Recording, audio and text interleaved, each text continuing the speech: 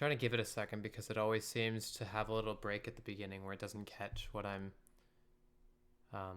saying, so I don't want to get cut off. But hello, everyone. Sorry about the long absence from streaming. It's been a lot in the past month or so, past month and a half. Even now, I'll try to start streaming some more, like today. It's just I'm in a kind of a time crunch. Like right now, I only have like 2.5 hours or so to stream, and I gotta get to class. But yeah, things are just crazy. But it's just been so long, I figured I would. So let us start right away.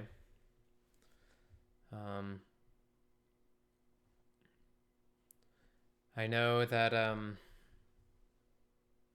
it's not good, but I didn't sleep last night. I've been having that issue a couple times recently. It's not like an issue like, oh, I can't sleep. It's more of like a thing where it's like I have a lot of work or something where I mispaced my schoolwork and I'm really up late doing it. So at that point, it's just like, guess I won't sleep. But so yeah, it makes me a bit, tired. I might need to grab a snack or something in between here. We'll see. I just didn't have time. I just got out of class basically, so doing that now. What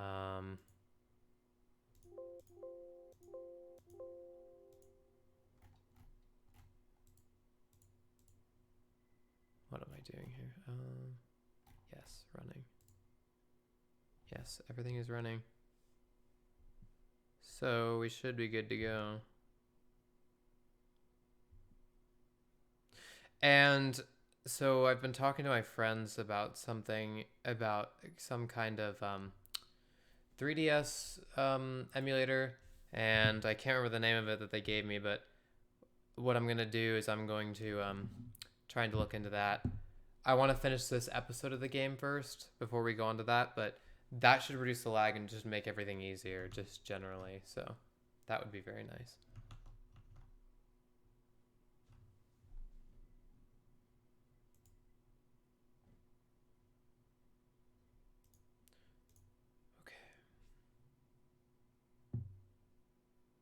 Oh, sorry. I forgot to turn on my ringer.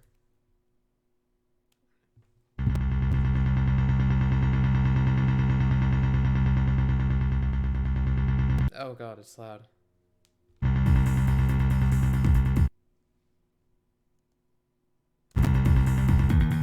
How do I... No.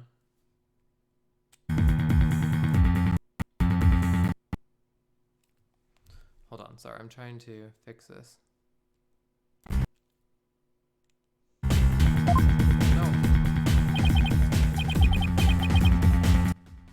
Oh, sorry, I just had to turn it up a little bit. Okay. Whew, that was loud. Okay, so wait, what happened again? Let's catch up real quick. Let's go find Mr. LaBelle and rake him over the coals. Thanks for the help. You've just given us a major lead. Blackmail later updated the court record. I hope my volume's fine as well. Maybe my gain's a little bit too much, we'll see. There's something that still bothers me. If Mr. LaBelle is the killer, what could have motivated him to open the forbidden chamber? We should probably search it for clues. Only one problem. How do you open a locked door that doesn't have a keyhole? Let's go talk to Jinxie. Maybe she can help.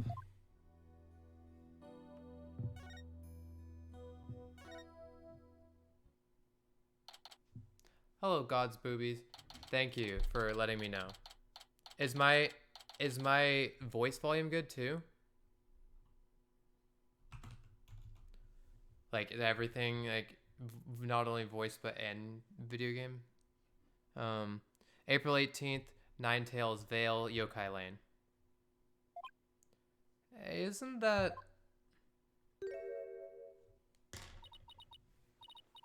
Sorry, one sec.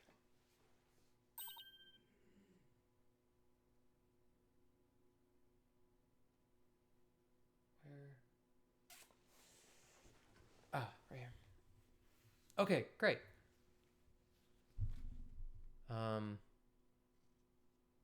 Okay.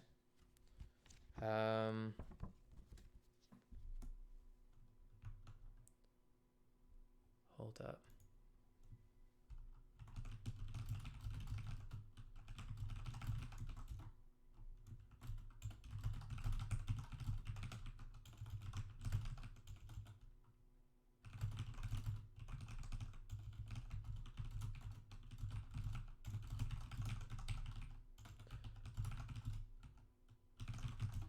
Okay. Jinxie. She's acting really strange.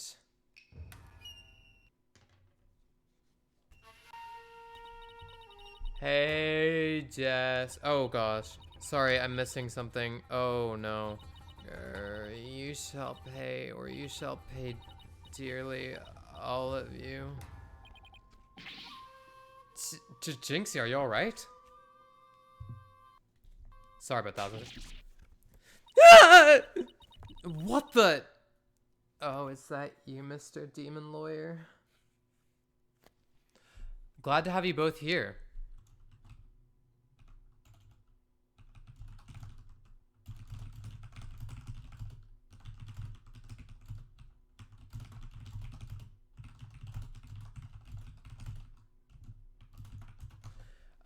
This is gonna be exciting. Morning, Jinxie. Morning. Isn't it already past noon? And what am I doing here? Last I remember, I lay down to take a nap back at the manor. Oh no. It must have been the Makarukase Geishi. Makara Geishi? Ever wake after a restless night's sleep to find your pillow in an unusual place?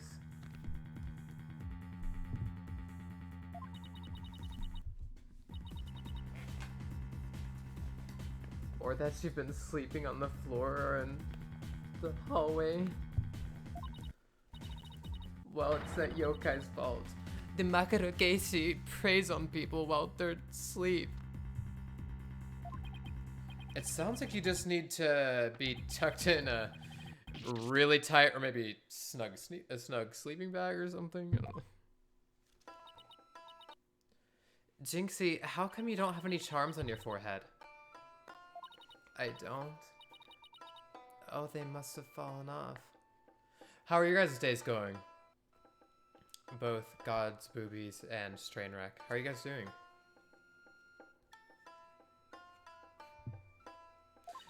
Without them, evil things can creep into me.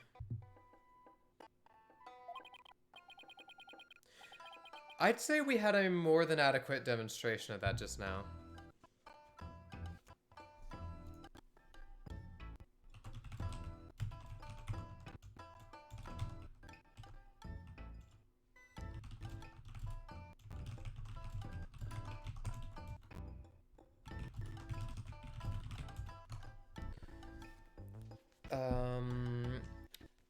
I'd better reapply them. On the X on her forehead, it's funny. Jinxie, there's something we wanted to ask you. There was something I wanted to tell you, too. I remembered something else. You did? What was it? This is good. What do you remember? Jinxie, can you tell us what you remember? Well, after the trial, I remembered lots of stuff. But there was one thing I thought was really weird. I'm almost afraid to ask, but here goes. Really? What? It's about the yokai feathers and tracks. They weren't there when I first opened the door. I thought she said something like that. Wait. What? Are you sure? Uh-huh. My memory's crystal clear now. So you're saying they were left at the crime scene after you found it? This could spell major trouble, Apollo. Why? Because Jinxie is already accused of leaving the feathers and tracks at the scene. If they weren't there when she discovered the crime scene, then again, wouldn't the fact that she says that they weren't there at the crime scene be more of an attribution of her truth telling, and thus that she wouldn't be someone who would leave the tracks? Because if you were the person who left the tracks, why would you admit that there were no tracks before you came there? That just seems like self-incrimination. So the fact that she's willing to say that speaks to me like they would kind of take that as, oh, you know, there's some truth to this or something.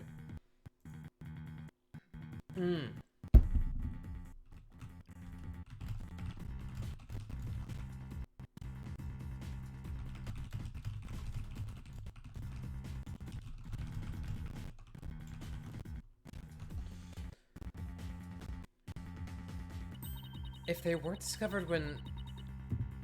weren't discovered there when she discovered the crime scene, it will totally fuel the claim that she fabricated the evidence later on. Ah! Jinxie's fuzzy memory of the whole incident is really working against us.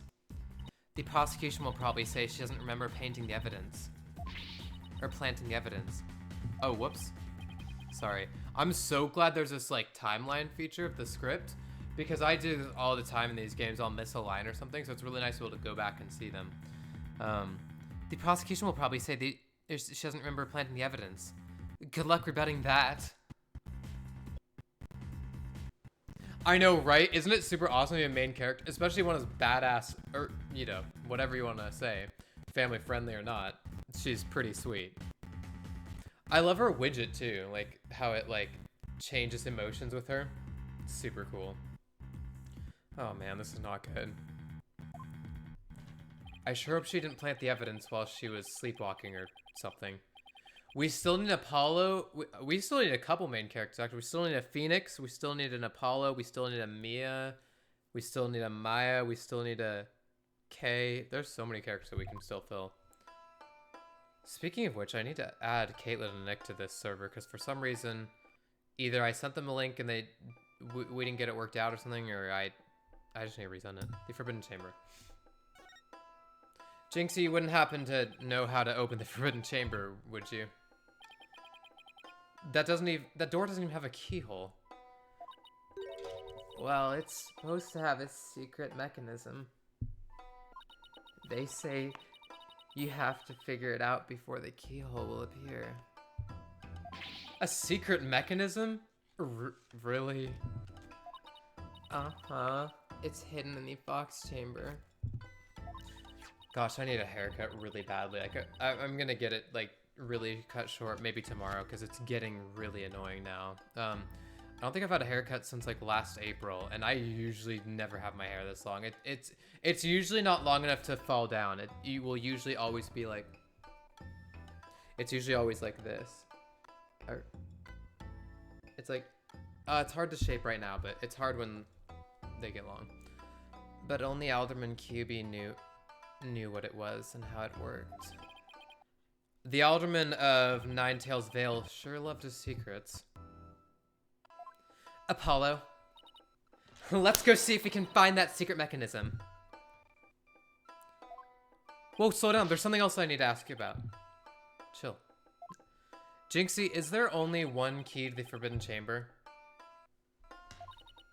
Uh-huh. Even the Manor's Master Key won't open it. That's weird. That's like super extra security. That's because it's a very special room that must never be opened. Guess that means nobody entered the Forbidden Chamber after the murder. After all, we know Mayor Tenma took the key from the killer and swallowed it, so... Oh, that's right. So the mayor's efforts to keep the killer out of the Forbidden Chamber were not in vain. Forbidden Chamber key updated in the court record. Okay.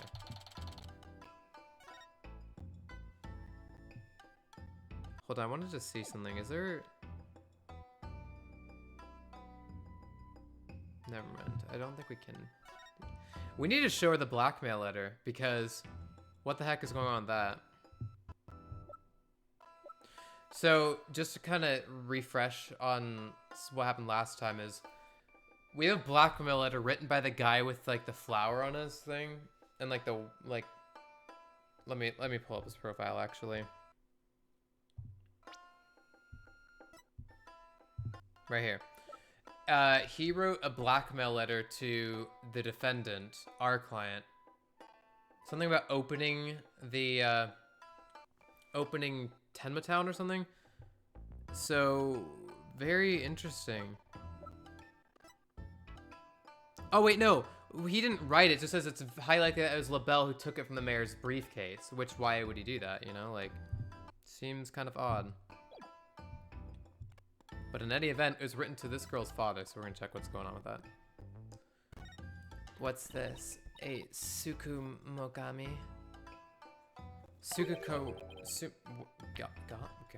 Gami? A yokai that inhabits objects that have been used for a really long time. Luke! Yo! Yay! Thank you for joining.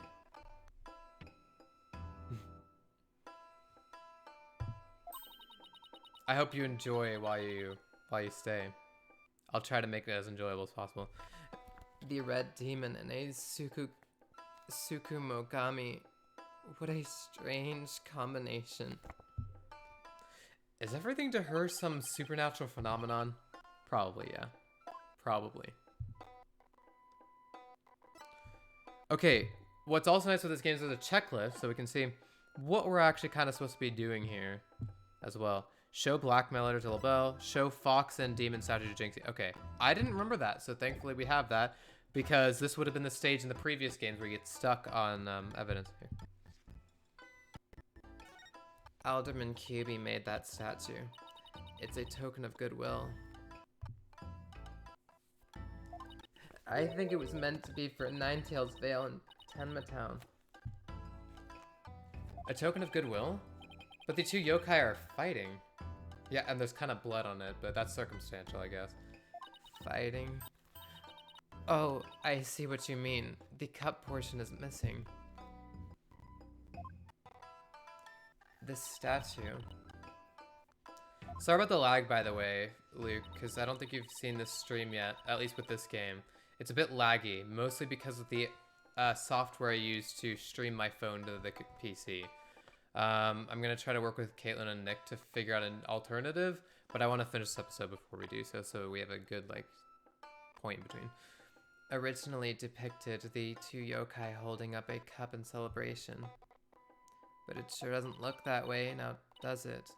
Oh yeah, and sorry for the short notice on the chat, guys. I made that group chat just because I felt like there were times where I wanted to send everyone something, but I would have to, like, maybe text Jess, text the group chat I have with Caitlin, Tim, and Nick, and then I'd have to send it to you, Matt, and Gossick and stuff individually, and Dylan.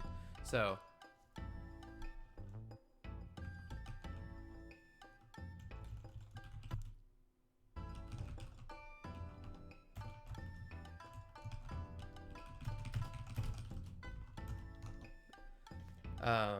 but yeah, so that's why I made the group chat.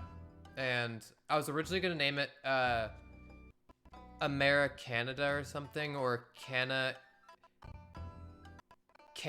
or something. I can't remember what it was. I texted Jess the idea, but then I just came upon the idea of Schweden, and I was like, yeah, frick yeah. Maybe it broke when it was used to hit Mayor Tenma on the head. That would explain it. I guess the only two people who knew what it really looked like were the alderman and I. Now it's just me, but its symbol of goodwill will never be forever etched in my mind. Fox and Demon statue update in the corner. So that's good to know. A piece is missing. Oh my gosh, thank you so much, Luke, for the follow. Was that loud, by the way, you guys? Was that follow sound loud? Oh, I'll also do that. Yes, thank you, Luke. Thank you. A few seconds ago. I like this one, though. I like doing the phone version in partiality because I can see the chat here.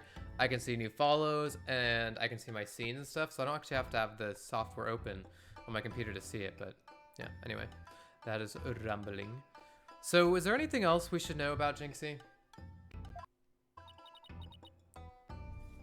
No, that's about it. Ah, haha, liar, liar. Bracelet's going off. Ah, my bracelet, it's reacting. Oh, yeah. Since we're playing as Apollo, gotta put on my Buddha beads I got in Washington, D.C. last Thanksgiving, or the Thanksgiving before last. It's like the bracelet. Ah, my bracelet, it's reacting. Jinxie, you wouldn't happen to be... Injustice we... Wait, hold on. Injustice we trust! Ah, what the... Echoes! Oh, I hope I didn't mess up the camera. It should be fine. If anything, it's a little bit off. I think. Maybe. Whatever. Detective Fulbright, what are you doing here? Oh, look, he has the seal on his forehead. That's so funny.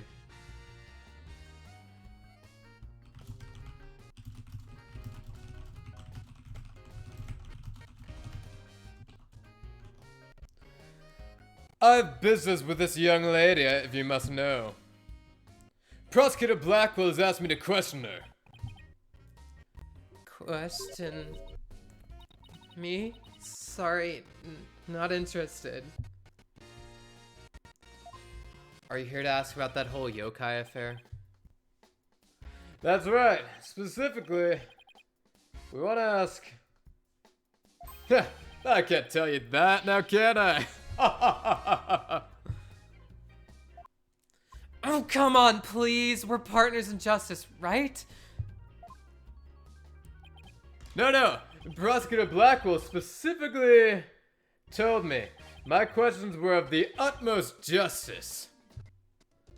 I will not fall for your lies. In justice we trust. The Twisted Samurai sure has him on a short leash. So you're not a ghost? Maybe some sort of urban troll then? Now come along, Miss Tenma, to the station with you. By the way, in case for anyone who hasn't, I'm not sure if there's anyone in the chat who hasn't seen any of these games before, but this takes place in Los Angeles, California, in the U.S. So, and the Los Angeles here is kind of a mix between American culture and Japanese culture. In fact, a lot of people call the California in this game Japalifornia. So, there you go. He took her away. Missed my chance to see what she was lying about. Well, at least we found out there's a secret mechanism for opening the chamber. Let's go check it out. I just hope they let us in. I just hope they let us in now. April 18th, QB Manor, Garden. Oh, what an absolutely fabulous scent. So he dyed his hair because it was previously like whatever you'd call it. What would you call his color? Like blonde or something? Blonde, right? Or some like light brunette.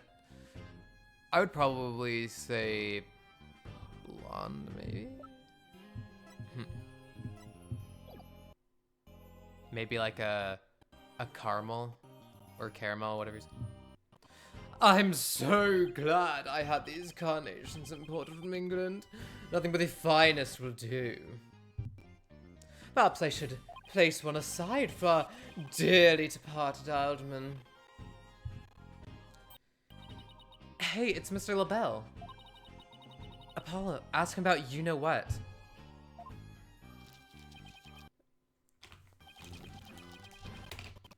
Gotta get the props out here.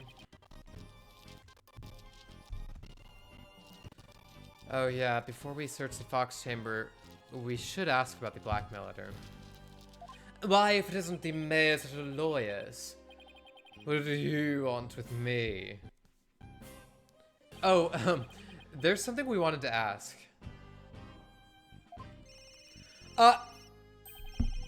Where's that ringing coming from? Oh, you'll have to excuse me. Hello, the bell here. What the? Those things on his shoulders are cell phones? Yes, about that. You must forgive me. This whole matter with the Mayor Tenma has been a complete nightmare. My God.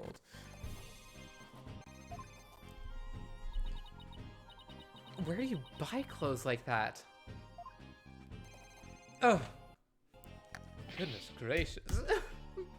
Surprise! This is my own special design. It's the ultimate in functional beauty. Functional beauty? Are you sure about that? Looks a bit, unwieldy to me. Ah! Oh, God. Oh, sick. You simply don't have an eye for beauty. If having an eye for beauty means... oh, God. Means looking like this guy, I'd rather be blind. So, what do you want with me? About this sketchy, like, blackmail letter thing. What is that? It's the blackmail letter, but, it wasn't sent to Alderman QB. It was sent to Mayor Tenma. And... Your point being... Someone took the letter from the mayor's briefcase and then placed it in the alderman's pocket after he was murdered. Oh, you don't say. You wouldn't happen to be the one who made the switch, would you? After all, you're the only one who knew that the blackmail letter was in his briefcase. So naturally... Oh, God. That shot of cologne will make those scales fall from your eyes. Scales? Like what? Like... Or my eyes fall from their sockets. It's possible that you would like to frame me as a potential suspect. Or, sorry. Is it possible?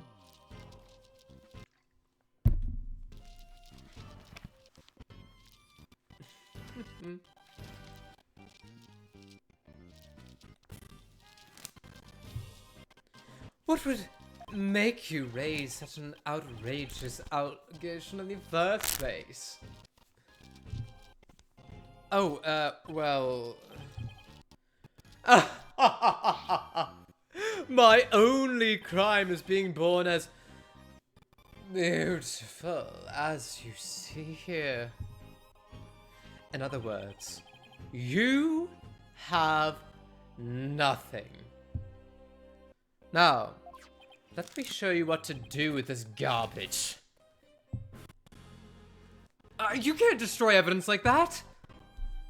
What do you mean I can't? I just did. Feel a little lighter now. Oh. What the? This guy's literally just... He can be arrested for that, like, on the spot for that. That's called obstruction of justice. You can't do that. That is not allowed. But, knowing this game, probably won't be prosecuted for that. You've just won a one-way trip to the top of my most annoying people ever list, buddy.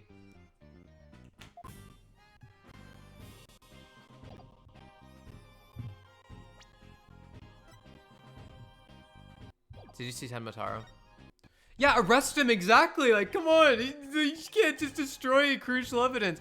Like, if we look in our evidence back, yeah, it's just gone. It's literally just gone. He destroyed it. It's like, you can just do that? What the? Dude. Both Jinxie and Mr. Filch said they saw Tenmataro. What about you, Mr. Bell? If you were in the foyer, why didn't you see... Ah! Oh, God.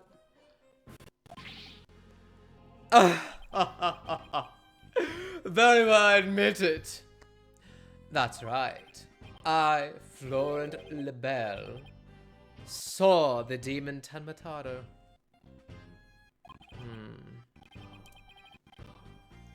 So he did see something. Then why did you lie about not seeing him? I was simply trying to protect dear little Jinxie. Oh dear. Protect Jinxie? What do you mean?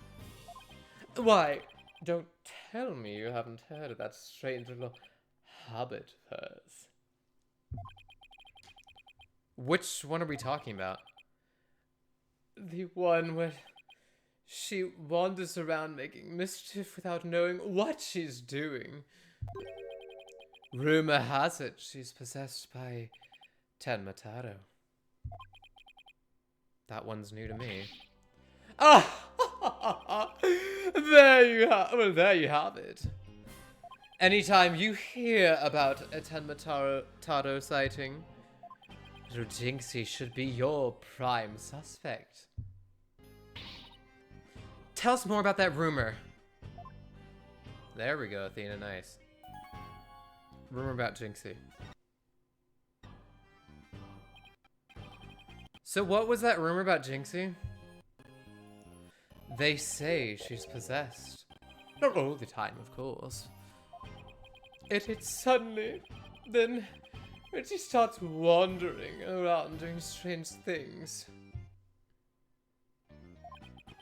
Is that so?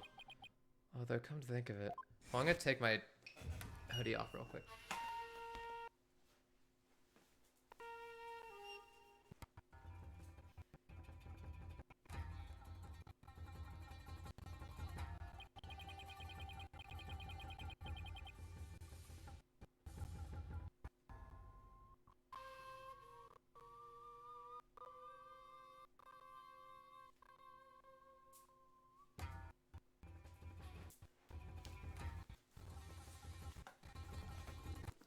That certainly would explain how she was acting earlier.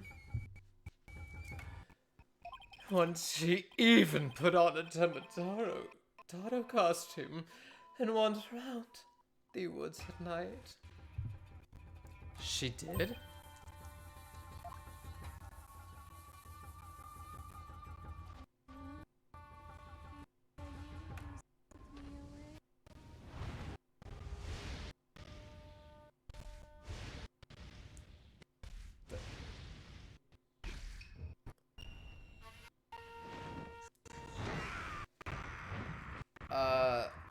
It's not really so much of a costume as it is, her, like, transmogrifying into, you know, or transforming into, Tenmataro. Yeah, that's very interesting. I wish I'd never asked. Does she remember anything while she's possessed? Unfortunately, no. She doesn't seem to remember a thing during these episodes. Memory loss during possession.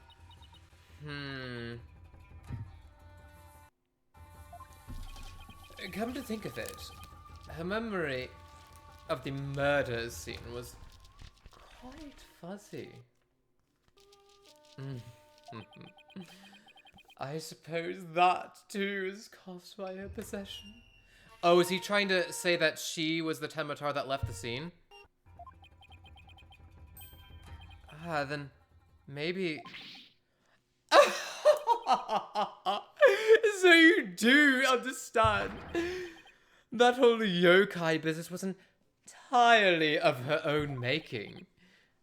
Now, wait a minute. Okay, wait, but if she doesn't remember anything while she's possessed, why would she have a vivid memory of seeing a yokai go down the hallway? That seems weird. Although, that yokai evidence wasn't there until after she discovered the scene. Did she leave those black feathers and strange tracks herself? Apollo, let's ask Mayor Time about Jinxie's episodes the next time we talk with him. Are we done with your silly questions now? I'm a very busy man, you know. Ugh, I guess that's it for now.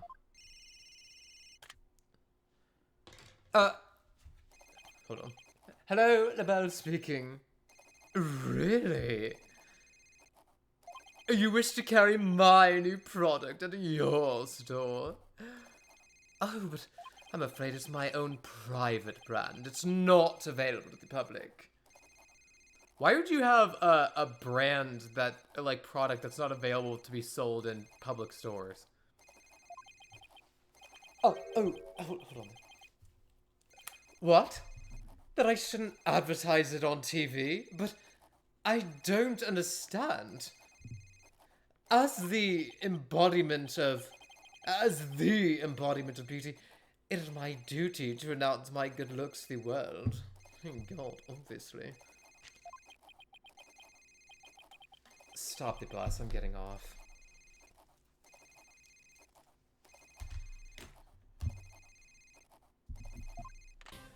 Ah!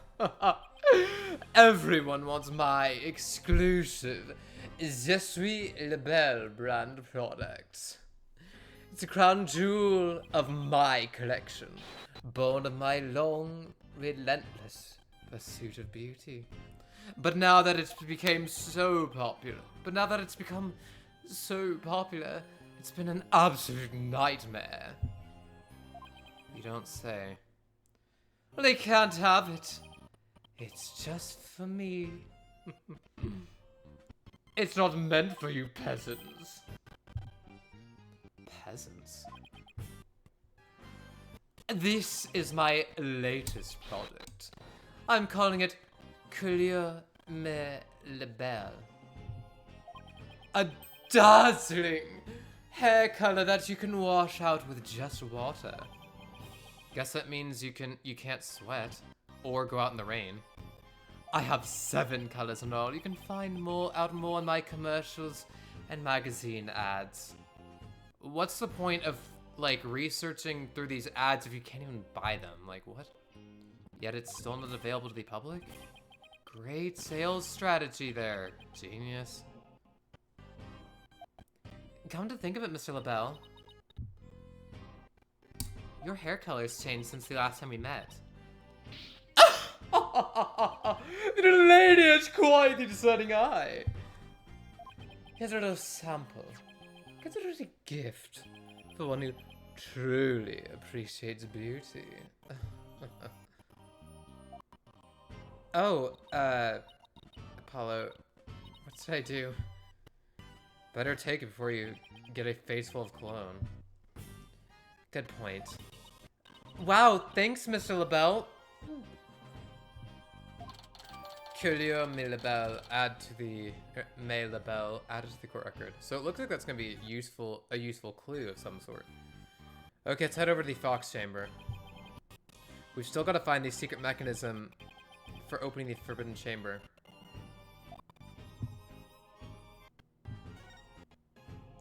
Okay, I'll be right back real quick. I gotta go get a snack and catch up because I'm a bit hungry, and so I don't want to be on an empty stomach. So I'll be back in like 3 or 5 minutes.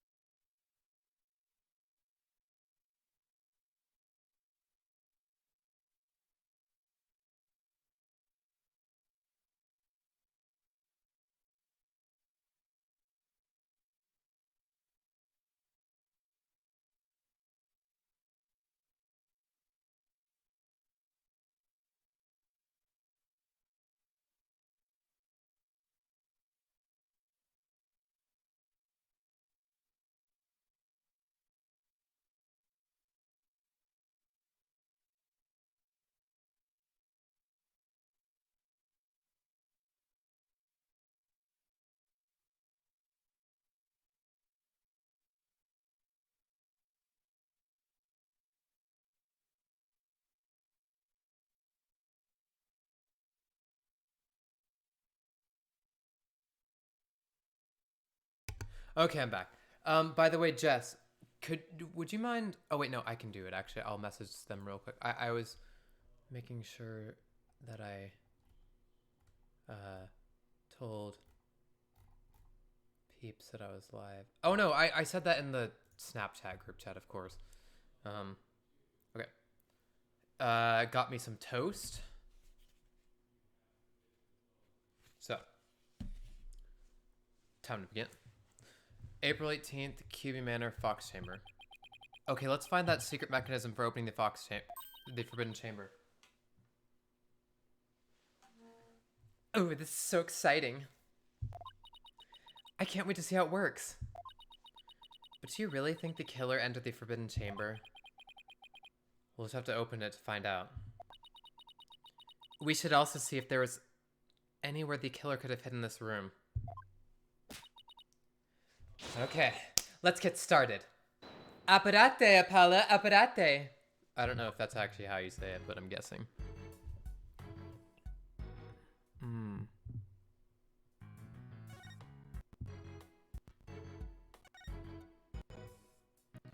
Still no keyhole, huh? Yeah, and the door won't budge, just like those spiky bangs of yours. Well, all it takes is some water, but I don't think that would work on the door.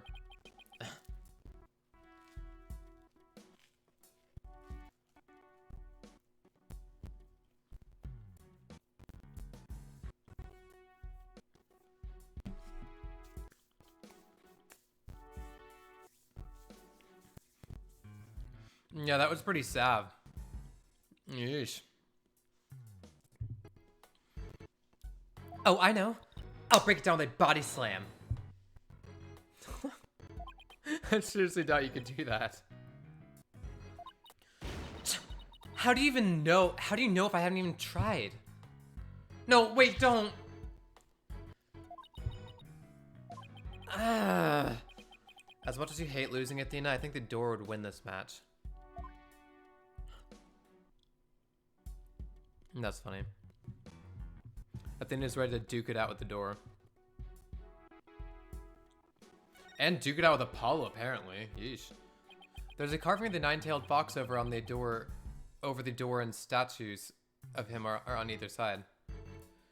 The way those two statues are glaring, it's like they're guarding the door from us. Come to think of it. Okay, yeah, this is Apollo talk. Sometimes, since they both have an A to start their name, I sometimes mix them up and I read the wrong name. I'll do that with other names too sometimes, but...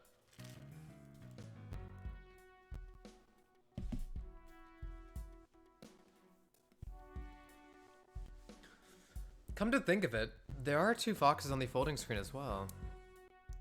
It can't be a coincidence. Can it? Hey, the statue moves! Don't get carried away, Athena. Don't get carried away now. I mean, who knows? It might trigger a trap. I can handle it. If a spear comes shooting my way, I'll snatch it out of the air. What the? Badass. Hello, Killens! It's, toast. It's pretty good. As you can see. I haven't eaten, like, since, like, 4 or 5 a.m. Not sure. After all, I have the reflexes of a regular karate kid. How's your day going, Caitlin? I guess if you can catch something that fast out of... Yeah, I know, right? And you can add such, like, basic ingredients to it and it makes it great. Like, my mom, I don't know if a lot of people do this, but she, like, toasts some of the bread sometimes when she makes peanut butter and jelly sandwiches. And I've started doing that too, or at least I used to. And it's super good. Like, toasted peanut butter and jelly sandwiches, like, yeah.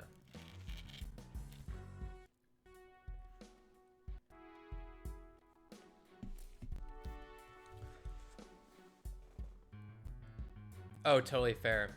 Ace Attorney to start your day. I mean, hey, I'm probably the first person out of all of us to say that's probably the, or one of the first people to say that's probably a good way to wake up. I guess if you can catch something that fast out of midair, you can accomplish anything. Still, there might be something with the fact that these fox statues rotate.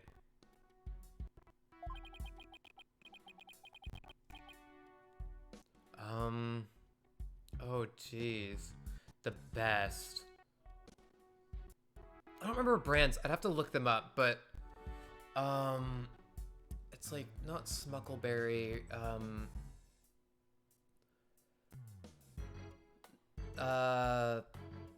geez, yeah, I'll have to look next time I go to the fridge. But we have a really good brand. Oh, you meant jam, not like brand. Like you meant like jam. Okay. Raspberry seedless is pretty hard to beat. I think that let's see, what kinds of, I think that's what we have too, or at least that was. Oh no, when we lived in Moscow, a restaurant for like 1 month of the year or something, or only during the summer, they would sell their special raspberry jam, and we just got it every time. It was so good. We'd like stockpile on it. Maybe there's something around here that shows the position they should be in.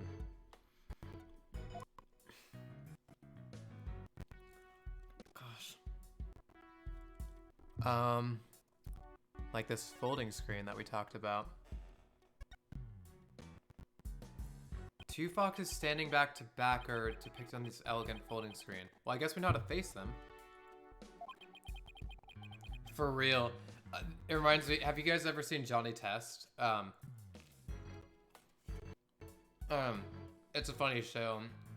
Some of it's like, but it's a pretty good kid show. But one of the characters, like, who's like a Darth Vader kind of character, like tries toast the first time. He's like, oh my god, this is the best thing ever. Like, you know, like I'm never gonna want anything else. And they're like, we can make toast better for you. And he's like, how's that possible? I call your bluff. And then they put jelly on it, and he's like, oh my god. It's super funny. It just reminded me of that. Could this have something to do with the keyhole? Wait a minute. Two foxes. There are two fox statues in front of the Forbidden Chamber as well.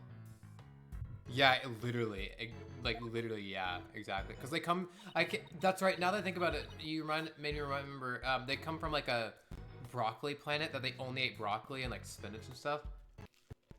So, basically, I think toast is the first thing he had, so now he's obsessed with it. It's so funny. On Earth. Maybe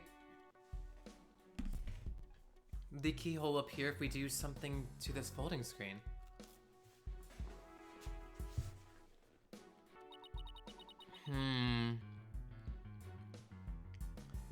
But I don't see anything unusual about it. Well, it does have two foxes on it, and there are two fox statues in front of the door. Then maybe there's a clue somewhere in this room. Let's turn the whole place upside down. She's as excited as a kid in a candy store.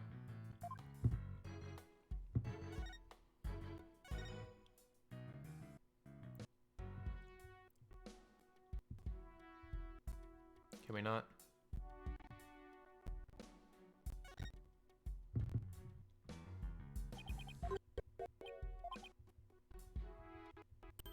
Oh.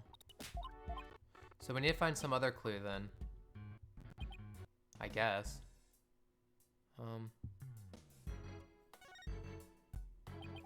I don't think we'll find anything else on this chair.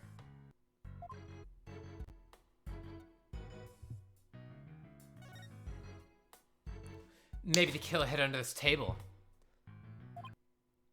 That would be a terrible hiding place. The alderman's body would have been right above. Maybe you're right. Guess the underside is a bit Wait, there's something there's something under the table. There's something under the table. Let's check it out. Well, what do you know? Whoa, there's a couple things on the table. Oh no. I mean, there's like coffee cups strewn on the floor, but... Hey, look! There's something down there. Or down here. It looks like a piece of... It looks like a piece of something. Only question is, a piece of what? Oh, I know. Yeah, it's the cup of that statue, is it not? Yep. It might be a piece of the statue. Remember what Jinxie said?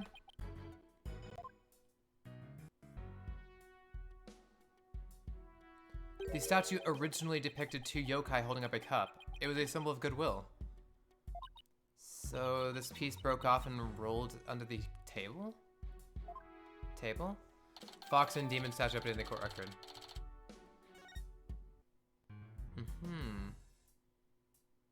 Very nice.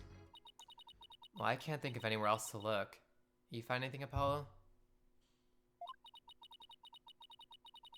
We'll never find the keyhole. Wait, did Apollo respond? That seems awkward. Oh. We'll never find the keyhole of the Forbidden Chamber at this rate.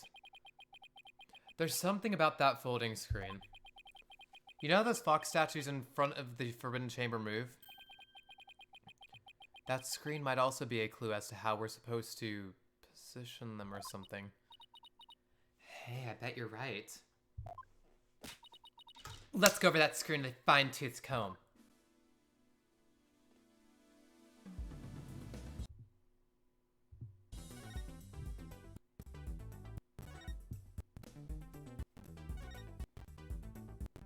On closer inspection, I think there's more to this scene than meets the eye.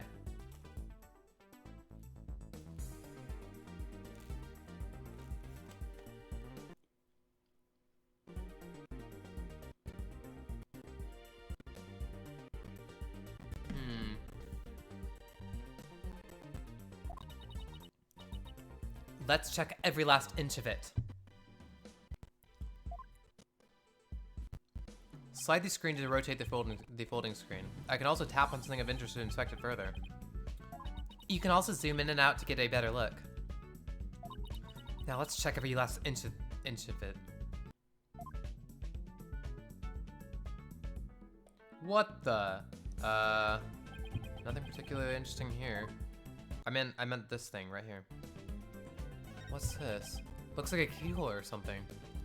You think it could be the keyhole to the Forbidden Chamber? No, it's just a picture. Still, you know what they say, a picture is worth 1,000 words.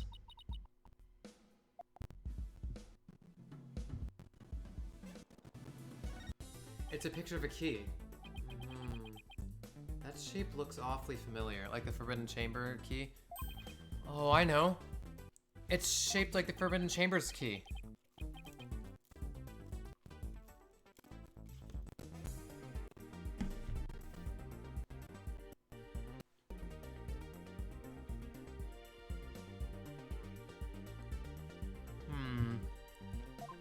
Wait, what about the keyhole drawn on the center of the screen?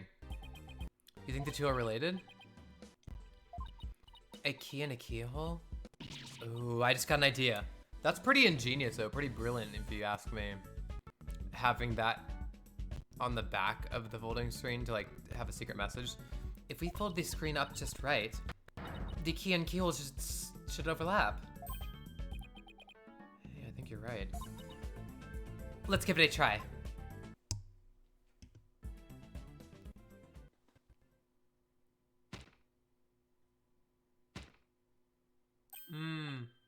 Look, a door.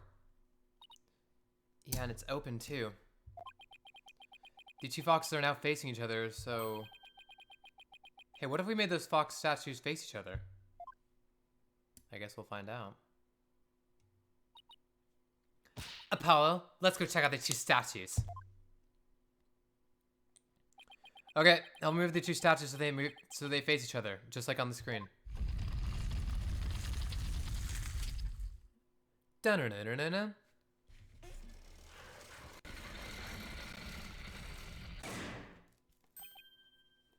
Look!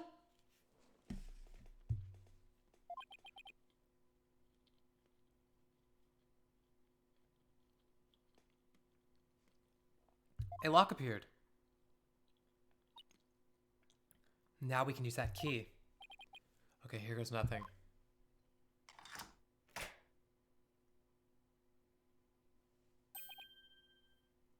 It worked. Time to see why this chamber's so forbidden. Here we go. What secrets could it hold, I wonder?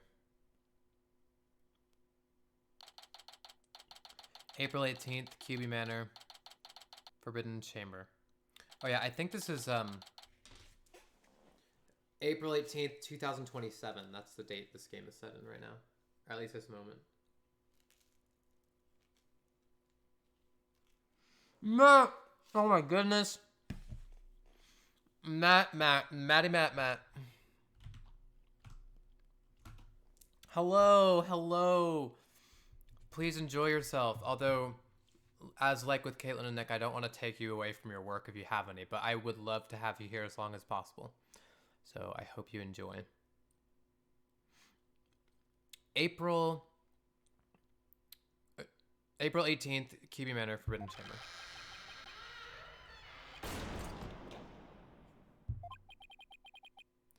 These doors need some serious oil.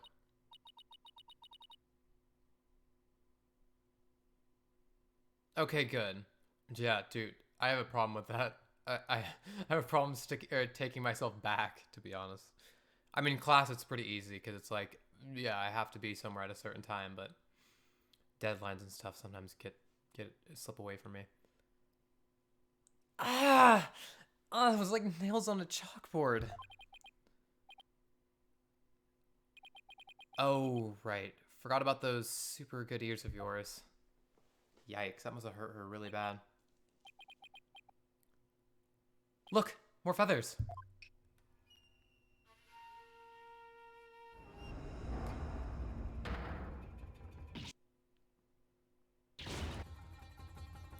Wait.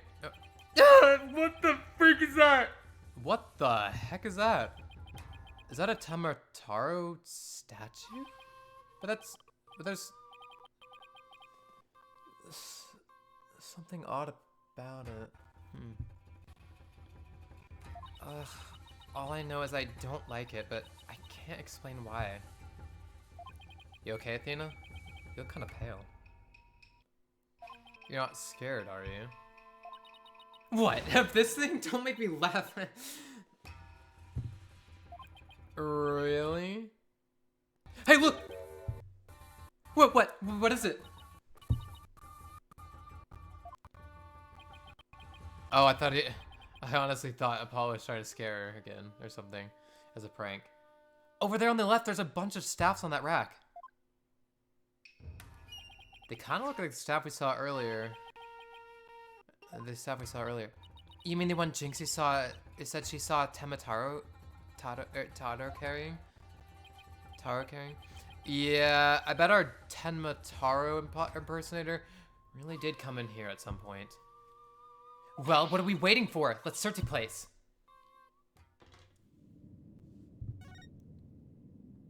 That is creepy. Creepy sound. Creepy. Cringy. Cringy creepy. What's this? Whatever it is, the packaging is really gaudy. And the fact that there's no dust on it means it hasn't been here very long. Oh, it's hand cream. Let's see what brand it is. Is this sweet Labelle? Labelle? What the? But then, wouldn't that mean Mr. Labelle was here? Kinda, yeah. I guess so, but why? Well, whoever was dressed up like Tamataro must have taken a staff from here in the Forbidden Chamber.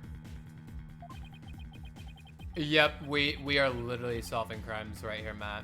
We're in the investigation stage, so we're collecting evidence. You know, if it needs, we pull out the fingerprint powder. If it comes down to it, we pull out the luminol. You know the jizz. Yeah, literally hand cream. Hand cream is our biggest evidence to go off right now. And that same person probably dropped his hand cream at that time. In other words, the Tenmataro impersonator we're looking for is none other than Florent LaBelle. Okay. This might be a big break for us in court tomorrow. Now all we have to do is get the truth out of Mayor Tenma. Hand cream out of the court record. Alright, we gotta get some truth out of our client now, too. Some more social aspect of our investigation. As opposed to scientific. Where is he? Hold up. Oh, we still just searched the Forbidden Chamber. Whoops. I'm getting ahead of myself. Jeez. Athena's theme is rocking. You guys hear that music? Like, jeez.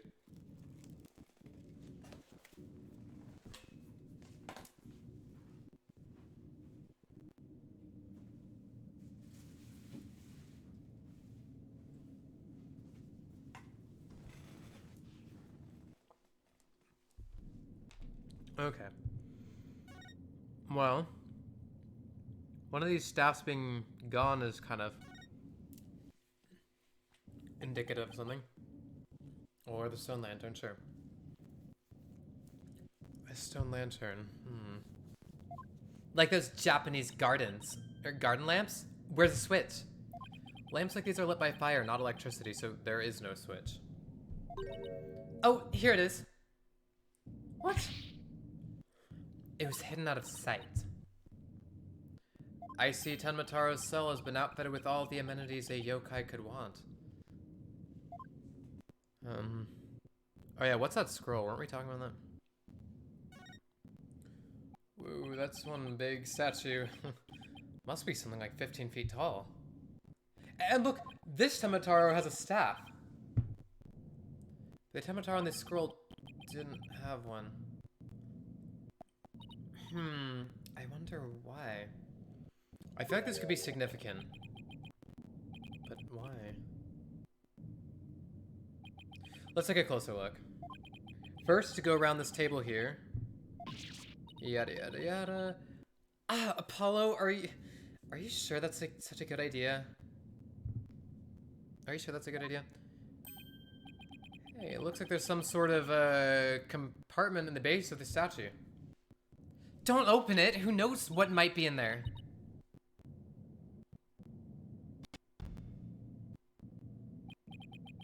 It kind of does. Are you talking about the staff? Because if you are talking about the staff, it totally does.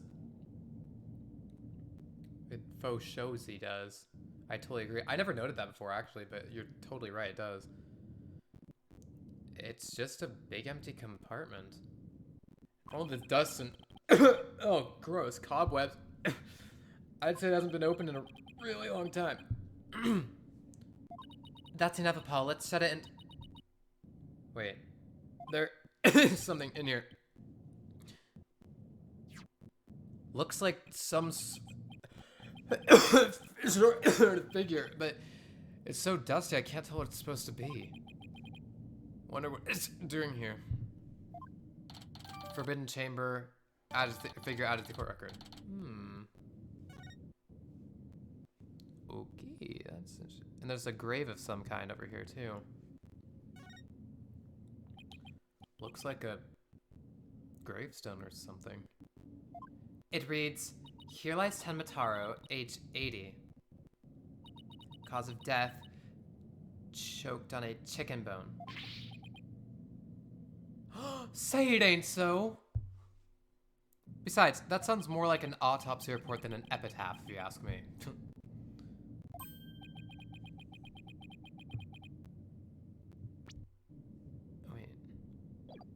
Wait, you're joking around because you're scared. It's your coping mechanism.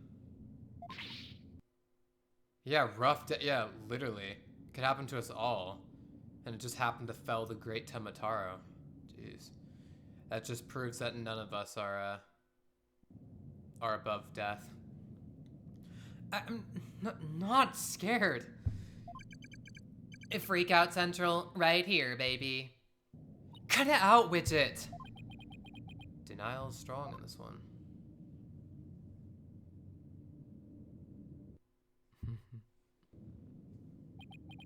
Black feathers.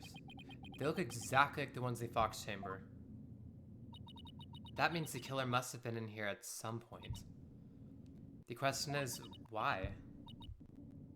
Maybe the Tamataro costume was hidden in here. I mean, if someone carried it through the manor, it would have stuck out like a sore thumb. That's a good point, actually. But when did the killer get in here? The mayor snatched the forbidden chamber key when the killer hit him on the head. That means the killer could have only gotten in here before the murder. This is one tough riddle, alright. Ooh, what's this like little box up here? Like, what? Oh look, there's an air vent here too. I guess even forbidden chambers need proper ventilation. But I don't think anyone could reach this one either. Yeah, and there's nothing to stand on around here. I wonder where this vent leads. Could you not climb the ropes that are like dangling and like pulling the statue? No? And then climb into it?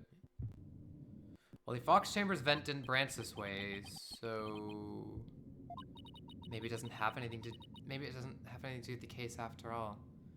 Or it leads directly outside, that's possible. But then we have to wonder how the Tamataro got into the hallway. Tricky, tricky, tricky.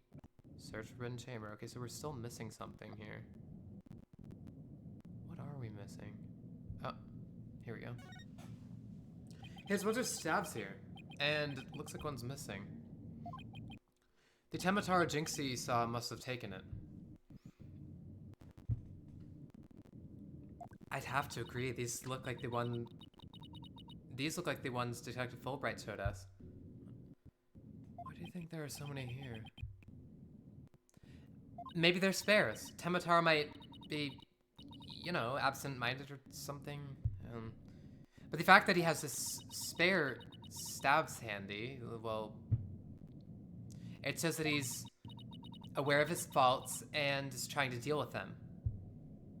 Or at least that's my take on it. Maybe this will remind her to deal with her own faults. Ooh, savage! But I don't hold my breath. Jeez, savage! That's super. Oh, here, and then the scroll. Looks like an old scroll, and there's something drawn on it. Unless I'm mistaken, it looks like an old guy. And some sort of monk, perhaps, maybe? Oh, whoops, sorry, I meant to... Oh, this is Apollo. Unless I'm mistaken, it looks like an old guy. Some sort of monk, maybe? A monk? What are you talking about? You know, people that take walks in the mountains as a form of spiritual training. Wouldn't that just be a hiker? The guy in this picture doesn't look like he's doing this for fun, Athena.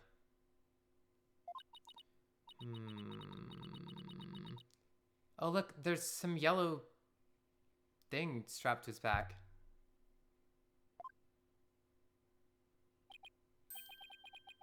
Whoa. It's turning into Tamataro. What the? What's this scroll getting at? Is this how Tamataro was born? Well, whatever it is, it's suddenly creepy. Guess that about wraps it up. What now? We should probably talk to some of the witnesses again. You mean like Mr. Filch and Jinxie? Yeah, I really want to ask Mr. Filch about the village superstitions. And Tamataro. So let's go to the manor then. Or whatever, the foyer.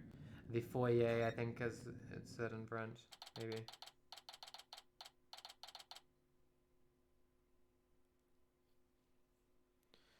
April 18th, QB Manor, foyer. It's a curse, it's a curse, it's a curse, Tamataro! What the? Ow! You outsiders are ignoring them superstitions at our peril. Mind your own business, will ya? What the? Ouch! What's all this about? What's all this about a curse? Tematato's gonna curse us all unless you stop sticking your nose where it don't belong. Stop the investigation. Listen to what them superstitions say. Right. How about obeying the law before you go obeying the superstitions? Doom! Doom! Good to have you here. We're getting this squad together here, literally. Huh? How's your day been? Hey, what the heck are you doing with Widget around your neck? He's mine! You know better than to go around stealing people's stuff like that. The same goes for my bracelet. Sorry, I promise I won't do it again.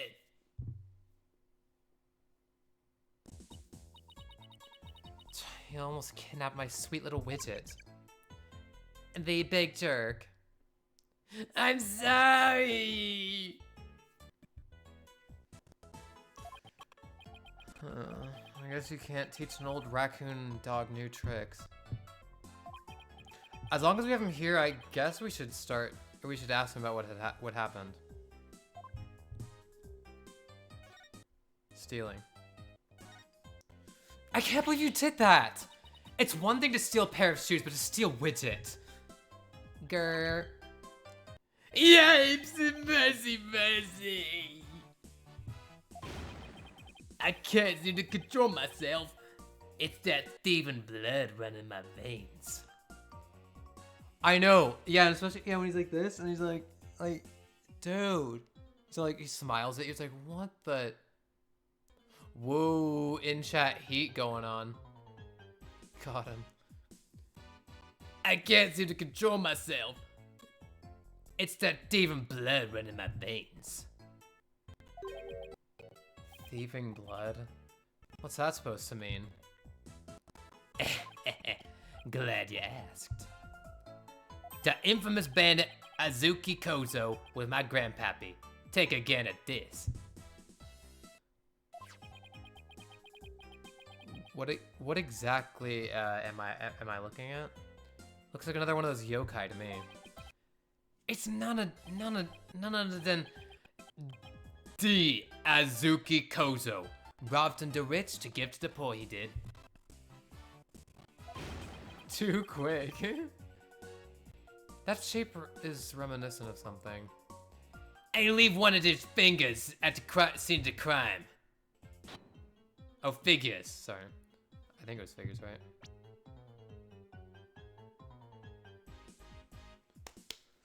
Oof.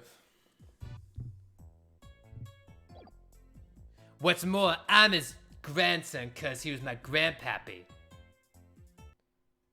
That is how that would work. Wow, you don't say. Thieves' honor, it's the honest truth.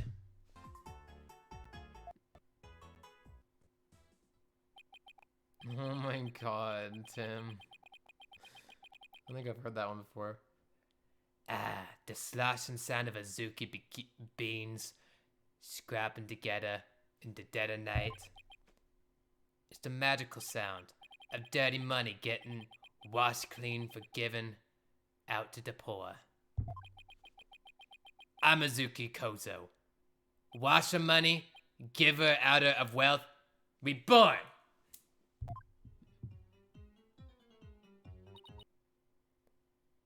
Hey, yeah. Forget the money. You should be washing yourself with this nasty habit.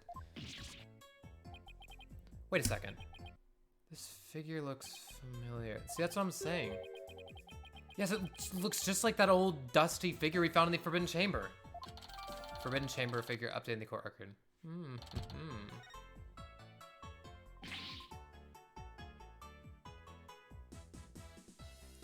Hey! What do you think you're doing with that there figure? Oh, this? We found the Forbidden Chamber. Looks like it'd been there practically forever. Could mean my grandpappy broke into the Forbidden Chamber way back. Hey, that reminds me. He once told me there's treasure in that there chamber. Treasure? Oh, you mean like... what's depicted in that... oh, jeez. What's depicted in that, thingy?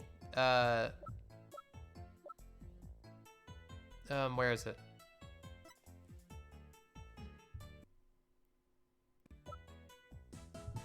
Oh, it's the scrolls, I think. Right here. What? Never mind. I guess not. Treasure? Forbidden Chamber treasure.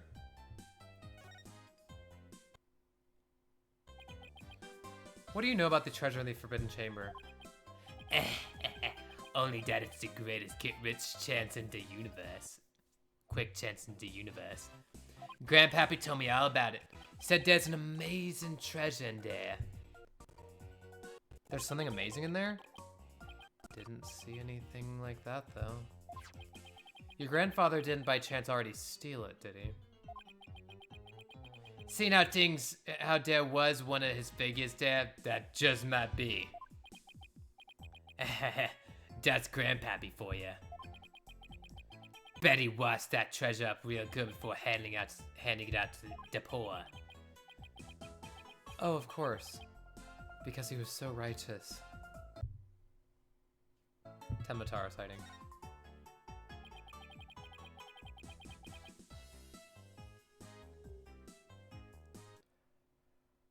In court, you mentioned seeing Tematara near the scene of the crime. Sorry I didn't come clean right away, but them superstitions got the better of me. The people of Ninetales Vale sure seem like a superstitious bunch. I'm not surprised you wouldn't want to talk about seeing Tematara.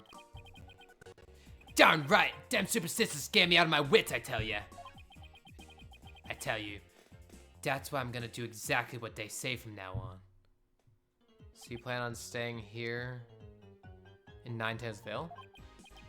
Yep, I'm gonna keep living right here and keep with the old ways, just like Grandpappy did.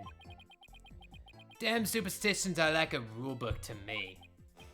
Wait, so you're saying you actually believe in these old wives' tales?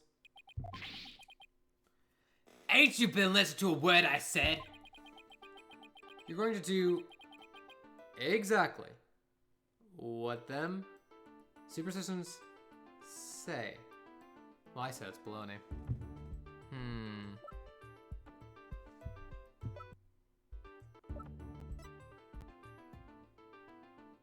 Probably because...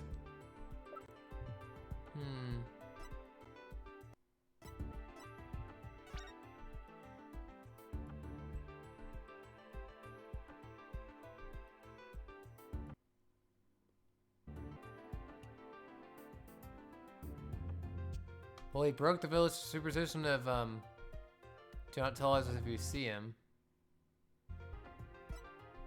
Wait, is there something else that's...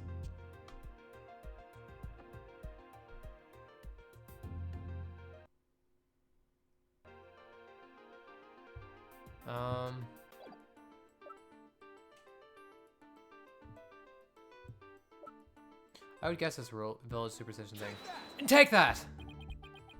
It's clearly written right here. Ignoring the superstitions will cost you your soul. There is, however, one way to save it. Your immediate departure from the village. So according to this, you shouldn't even be here, let alone talking to us. You said you plan on staying right here in Ninetales Vale. But if you really believed in the superstitions, you would have been long gone by now. Oh. I know you've been lying to me. Time to come clean, Mr. Filch. Yeah. There we go. Tematara sighting. You were lying about believing in the superstition, weren't you?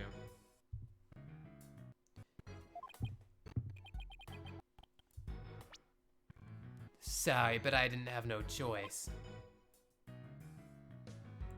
So what was the real reason why you couldn't talk about seeing Tamataro?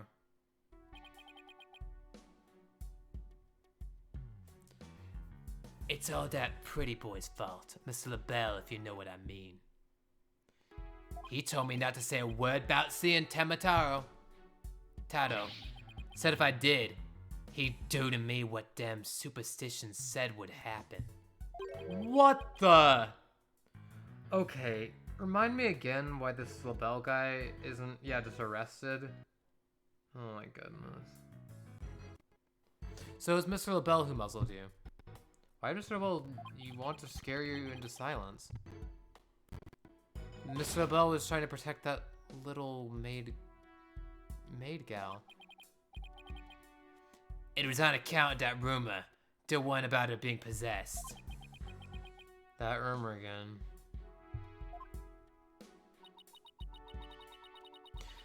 I guess we really do have to talk to Mayor Tenma about the possession rumor.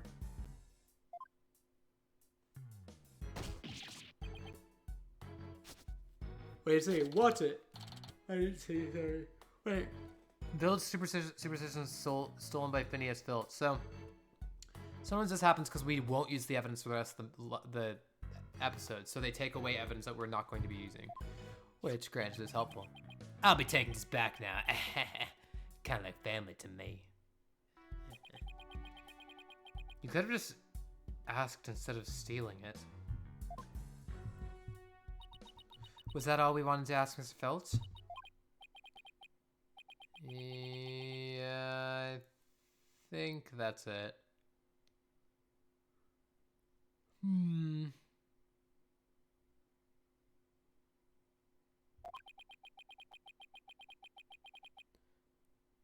Just thinking about dealing with that yokai again makes me want to say pass.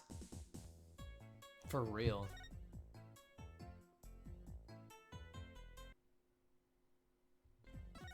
Alright. This is probably going to be the final docket of the investigation day. So we'll be heading into trial day, right? On this stream. So that's exciting. April 18th, Attendance Center Visitors Room. Lord Tenma, your attorneys are here to see you, your malevolence.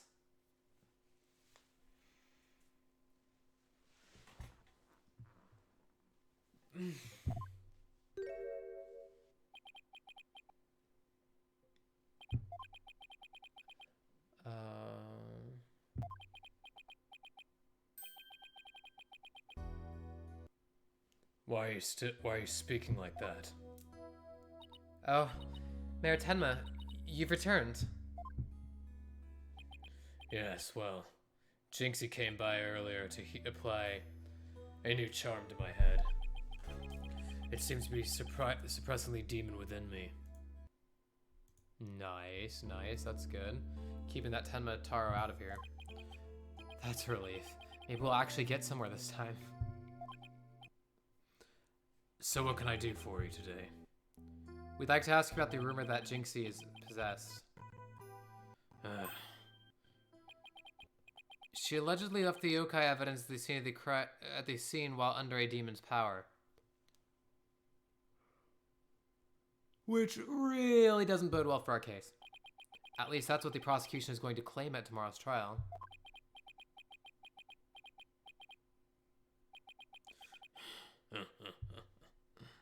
Huh? Rah! Ka! Ka! Ka! Ka! No match is this warding charm for me. Oh, the charm! Tamatara's back. What the? Those foolish mortals. They shall regret blaming that child for my doings. Oh, I blew it. That question brought that yokai back. And he probably won't drop the act until Jinxie's name is cleared either. Well, we were able to get some information out of him last time, so we'll see. Rumor about Jinxie. We'd like to ask you about something your aide, Florent LaBelle, mentioned. Did you know Jinxie's rumored to be possessed? I know not of what you speak. You're not trying to protect Jinxie, are you? I, Tenmataro, Demon Lord of the Yokai, protect a mere mortal. Ka ka ka ka ka ka! No affections do I possess for your race of humans. Please, we already proved there was a third party disguised as a yokai at the scene.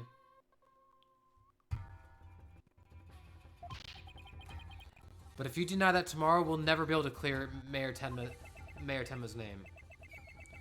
But I have already told you I know not of what you speak.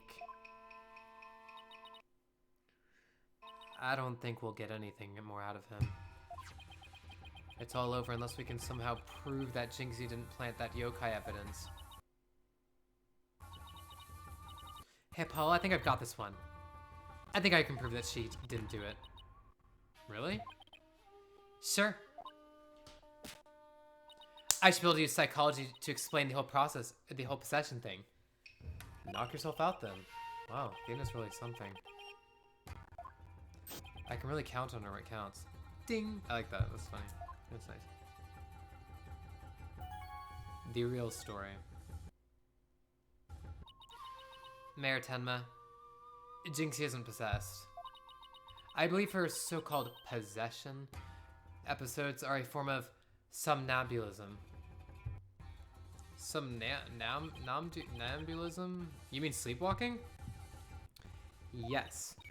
I believe she's exhibiting a rare form of the disorder. It's usually brought on by repressed stress. Mr. Mayor, didn't her symptoms start soon after she began her job in Ninetails Vale? When the child visited last, she did speak of dreading yokai and how they rob her of sleep each night. I knew it. That lack of sleep is causing her to enter an unconscious state. And that means she can't be trying to protect you, or at least not on a conscious level. So then, the Tenmataro that was spotted at the mayor wasn't Jinxie. Sleepwalking, eh?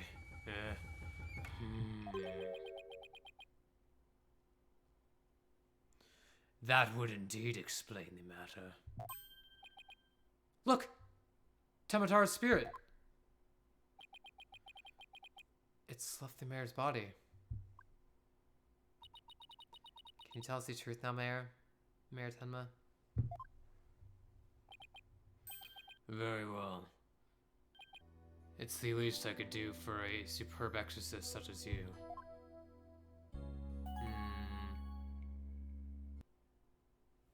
Where does that leave them then? Okay, feathers and tracks. Mayor Tenma, you didn't leave those feathers and tracks to be seen, did you? I did not. Neither did I nor Jinxie have anything to do with that. That was the killer's doing, no doubt. I knew it! Score one for me. You suspect Florence is behind all of this? But why? Did he really want Ninetails Vale that badly? Can you think of any reason why? Looking back, he did seem fixated on Tenmataro's for a spell. Could it be?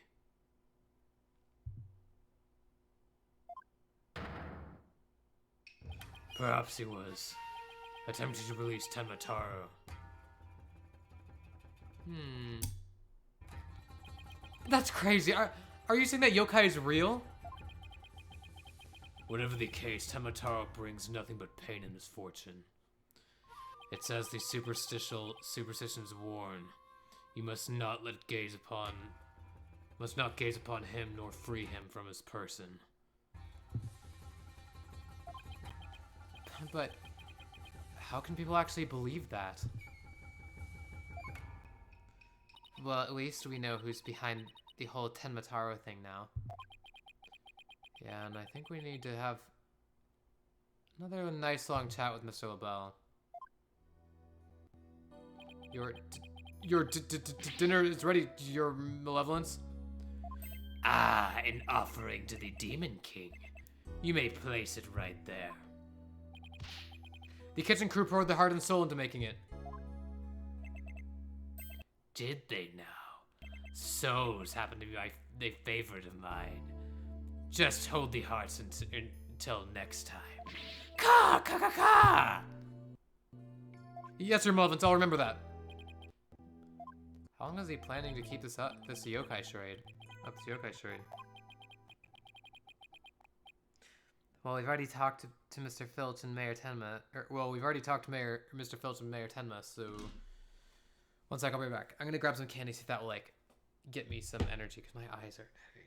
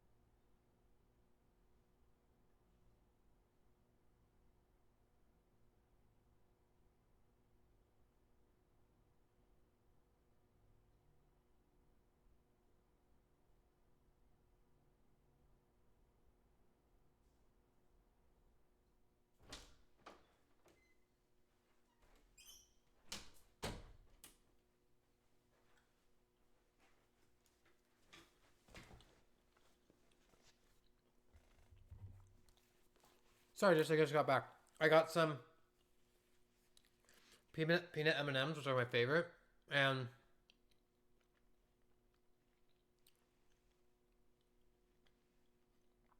a Snickers bar. Because in the last year or two, or past couple of years, Snickers and Twix have been kind of like my favorite. What are your favorite candy? Or candies? It's kind of hard to choose one, to be quite honest with you. Well, we've already talked to Mr. Filch and Mayor Tenma, so... Why don't we go see Florent the Bell next, now that we know the truth. He won't be able to claim that the Tenmataro that was Jinxie or the mayor anymore.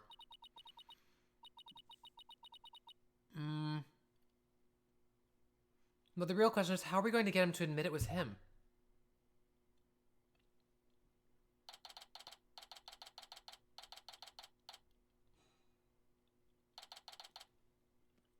April 18th, Kibi Manor Foyer.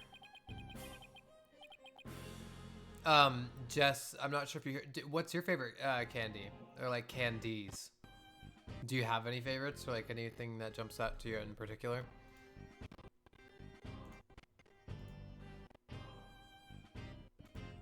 Oh, sorry. I guess you were typing that.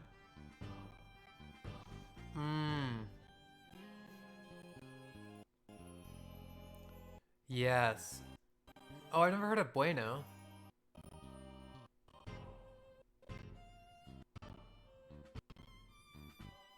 Yeah, like, do you mean like Sour Patch Kids?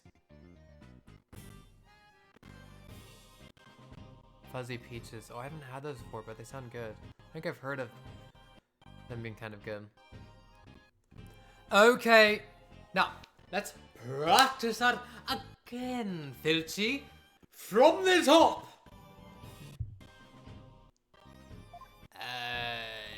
Miss LaBelle was in the foyer at the time of the crime. And when we, heard a scream, oh, hey, what was that next part, the next part again? What the? He's having someone, like, train their testimony? Yeah, Starbursts are very good as well, like Skittles, too. I'd probably say maybe, like, Starbursts a little more than Skittles, but, same kind of deal going there. Ow! No. Ugh. You have the memory capacity of a flea. This is the 13th time, you know. Now, 100 times more and we're done. What on earth are they practicing? Did you not hear them? Oh, I heard them. Oh, I ain't cut out for this. Whoopsie daisy. Oh! Oh, begging your pardon, Mr. LaBelle, sir. It's just our practice. Yeah. Unbelievable. What if you had sullied my outfit with those grubby paws of yours?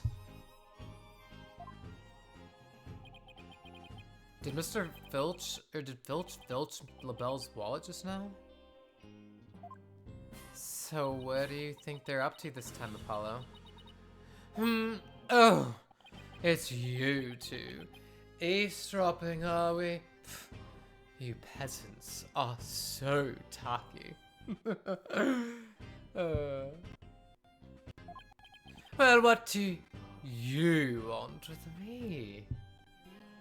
Your confession to being the Tenmataro impersonator would be nice right about now. Utaro's true identity. Mr. Filch, filled me in on a conversation you two had. And about how you told him not to say a word about seeing Tenmataro. Ow! I told you nothing good would come of you running your mouth. So why did you want to keep Mr. Filch quiet like that, Mr. LaBelle? Why, to protect darling little Jinxie, of course. But Jinxie was never really possessed. She was sleepwalking. Being asleep at the time, she couldn't have been consciously trying to protect the mayor. That also means she couldn't have possibly been Tenmataro. Interesting. But where are you going with this?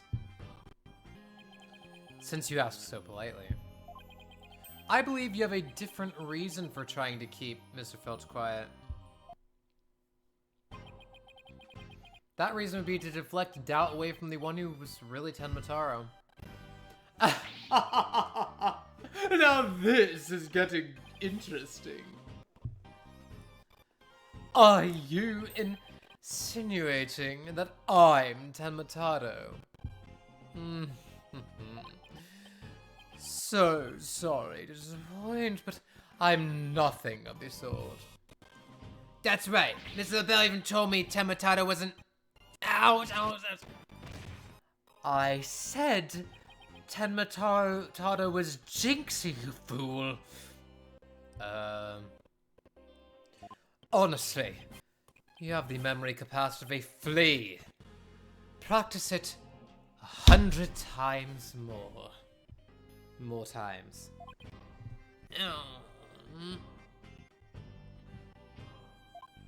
So, have you been called to testify tomorrow? Yes, and I'm so looking forward to my courtroom debut. But you'll just have to wait until then. Oh, I'll be waiting. With a special piece of evidence I've been saving just for you. Bertie, wake up, you lazy bones. Huh? What? Was I sleeping? Must have been that sweet cologne of yours, Mr. LaBelle. Made me right sleepy, it did. Huh. It's time for your lesson on what to do and say tomorrow. Oh, I'm begging you, not another lesson. I ain't cut out for this thinking and remembering stuff. Right up to Snozzola. Never even heard that word before. Keep quiet and do exactly as I say. No, please. Anything but another lesson.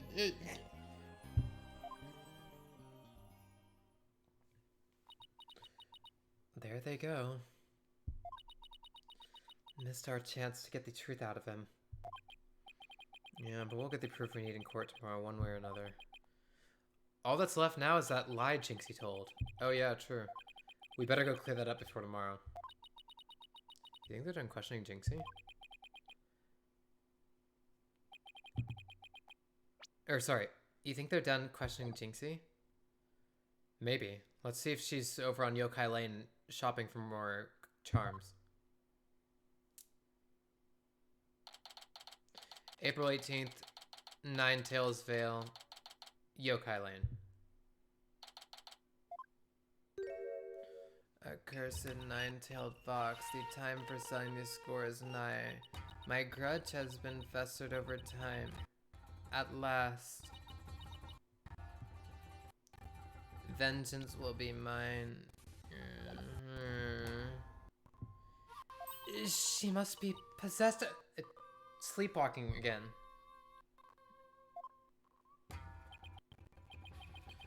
Maybe if I speak softly, I won't startle her and get a charm plastered on my forehead. Psst. Hey, Jinxie?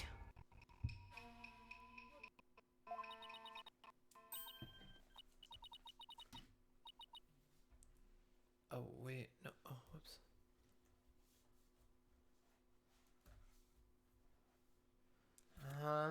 Oh, hello, Mr. Demon Lawyer. My charms must have fallen off again. Guess I can avoid a charm slap by toning down my cords of steel. Are they done questioning you, Jinxie? Uh-huh. And on the way back, I stopped here to buy a new charm that was just released. Yeah? Which one? Oh, the one with the nine-tailed fox and Temataro. It shows them dancing together. Really? Two bitter rivals dancing together? Uh-huh. It's a charm for rebuilding burnt bridges. Oh, that's nice. Oh, right. For the municipal merger issue. No, it's for the demon lawyer and the insomniac prosecutor. It'll stop you two from fighting like you did in court this morning. We weren't fighting, it was just a spirited debate. It's what we lawyers— Ah! What the— No fighting.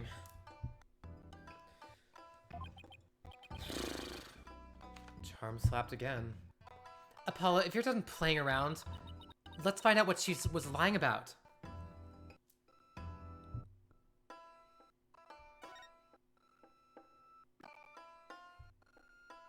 What you remember. Jinx, it seems like you're starting to remember things. You already said the feathers and tracks weren't there when you discovered the crime. Have you remembered anything else that seems important? Like what? Tell us what you saw that day. Maybe you'll see something, remember something else this time.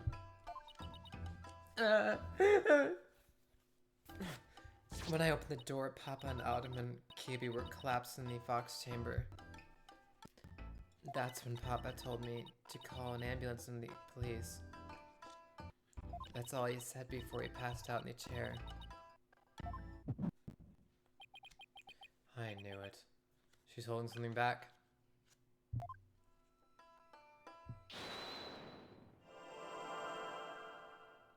Let's see what it is. That's all he said before he passed out. What?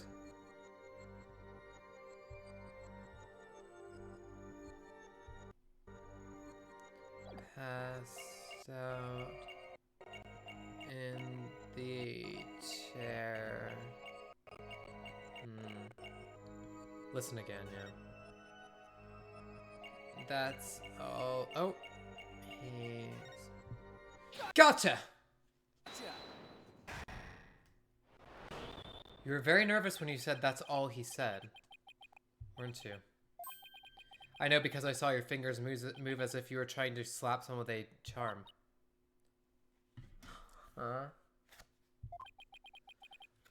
Listen to me, Jinxie.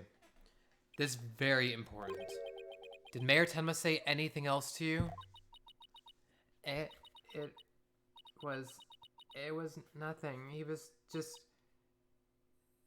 talking in his sleep. I know, right? Isn't that sweet? Apollo Justice has this ability. So basically, they explain it in his first game when he's introduced as a character into the franchise. And so his family, he's kind of related in part directly to a family of magicians.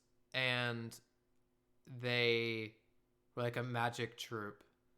And some of them, even if they weren't part of the troupe, they had some special. A lot of them had some special ability. Most or a couple. I think maybe it just was his mom, and Trucy or something, his sister, which you figure out at the end of the game. But and Phoenix adopted Trucy. But anyway, I'm ranting. But so they have this ability that like their body heat and internal temperatures increase when they innately sense that someone has a twitch. They know someone has a twitch, and usually I guess that indicates that you're lying or telling an untruth.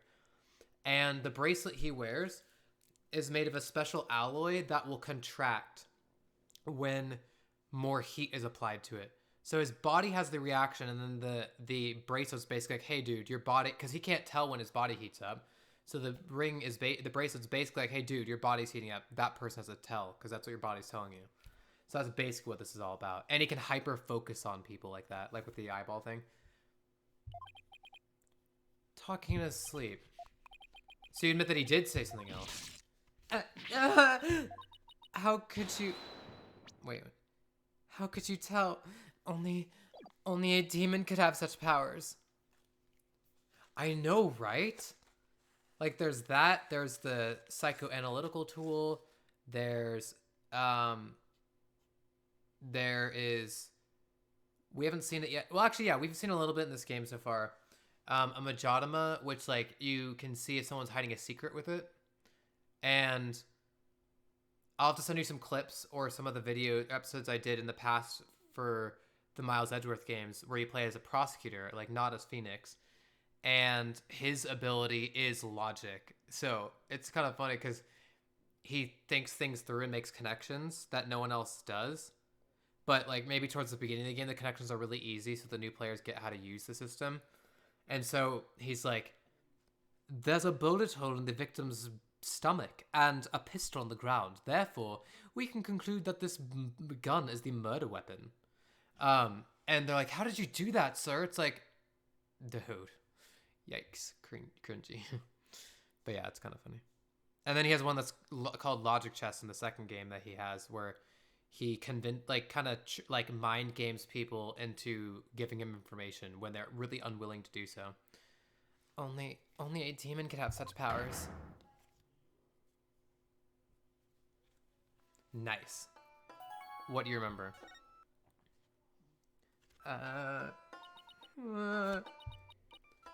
Like I said, he was just talking in his sleep. I mean, why else would Papa say something like that? Could you be a little more specific? Before he fainted, he said, "Forgive me, Jinxie. I killed Alderman QB." Oh, God. He said what? The mayor actually confessed to the crime? But he didn't mean it. He couldn't possibly have known what he was saying. He was probably possessed, or maybe he was in the middle of a nightmare. A nightmare? No, this is a nightmare. There's one statement I wish I'd never heard. What in the world are we going to do? To do now? Return to the basics. That's right. Always believe in your client no matter what happens. That is a lawyer's greatest and most trusted weapon. Right. Just believe in my client, even if all I can see ahead is darkness and despair. Jinxie, does Prosecutor Blackwell know about your father's confession? I didn't mention it when he was questioning me. I mean, there's no way Papa's the killer. Why would the mayor confess like that? Could he really have been dreaming or simply delirious? Who knows, but I sure feel like I'm a living nightmare right now. Apollo, what are we going to do about tomorrow's trial? The crime scene was locked tight until Jinxie arrived, and our client even confessed. Not only that, but Jinxie has been accused of planting the yokai evidence. Both the mayor and Jinxie are going to prison if we don't do something. I know. Well, let's see here. Our lack of a third party in the locked room is a major problem. Oops, sorry. Didn't mean to. Jinxie has testified that when she first opened the door, Alderman Cubey and Mayor Tenma were the only people she saw in the Fox Chamber. But the real killer must have been hiding in there as well. Considering the room was locked tight, that's the only logical explanation. Our mystery person must have then fled the Fox Chamber when it was opened. And that's when Jinxie saw what she thought was Temataro. But Papa and the Alderman were the only people there. I didn't see anyone else. What's going on here? LaBelle's extremely pale, but he's far from transparent. So just how did he hide himself at the scene of the crime?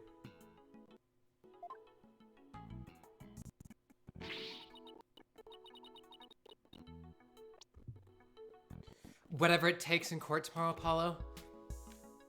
We have to take down that dirty, rotten Taro, Florent LaBelle. Right.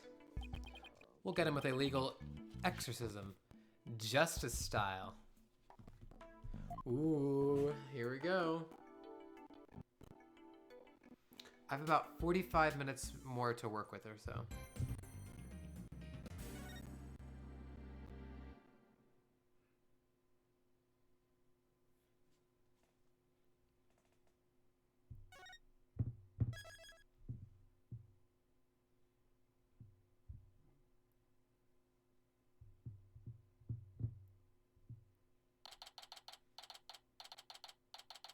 April 19th, 9:30 a.m.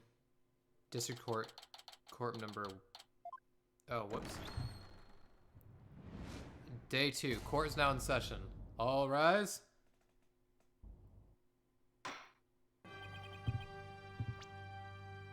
Oh, court number 4, that's where we are.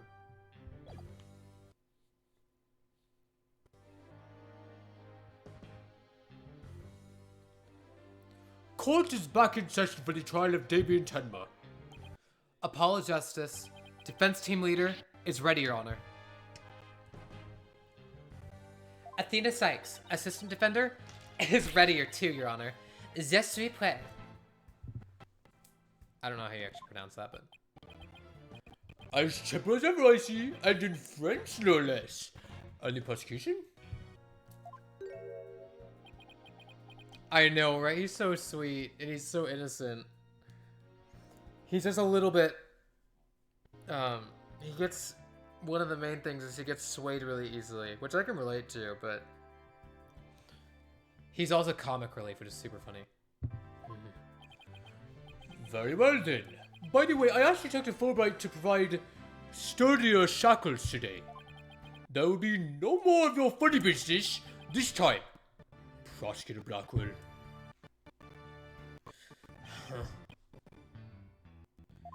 Now, your opening statement, if you please, if you would.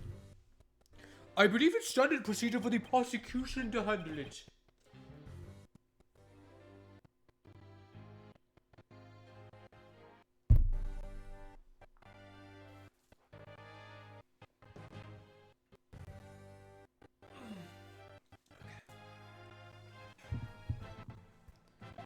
Looks like the judge is really bringing it today. He probably realized how Blackhole played him. That was one mean game of Simon Says. Yeah, His Honor has to fight to defend his honor today.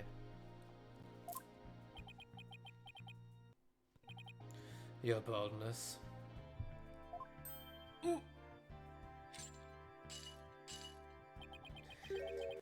It's plain to see that you've always dreamed of delivering an epic opening statement.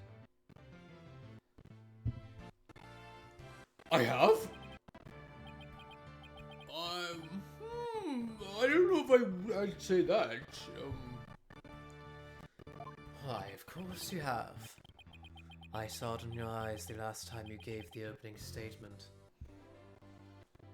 That was the look of one who yearns deeply for the thrill of an epic opening statement. For decades now, you have been watching opening statements from your bench. They were the crown jewels of the court. The one thing you could not possess. The crown jewels of the court? Now, at long last, they are within your grasp. How could you possibly refuse? So you don't mind if I do it then? Oh my gosh. I'll make a special exception, just this once. Here we go again. Yep, more of Blackwell's mind games. Well, in that case, I think I might go ahead and make the opening statement myself. In yesterday's session, we learned the shocking truth that the victim Alderman Rex Cuby was the Amazing Ninetales. We also learned that the Amazing Ninetales were a key figure in the yokai craze and anti-murder protests. It was further revealed that upon learning Rex Cuby's secret identity, David Tillman murdered him. The fact the crime took place in a tightly locked room was also brought to light. And the only people in that tightly locked room were the defendant and victim. The defense proposed the existence of a hypothetical third party. But further investigation revealed no proof of a third party who had escaped the room. Ergo. We must conclude that the evidence against the defendant is, well, conclusive. Did I say anything wrong? That was quite astonishing. You've truly outdone yourself this time. Oh, one more thing to boast about to my grandchild. Aww.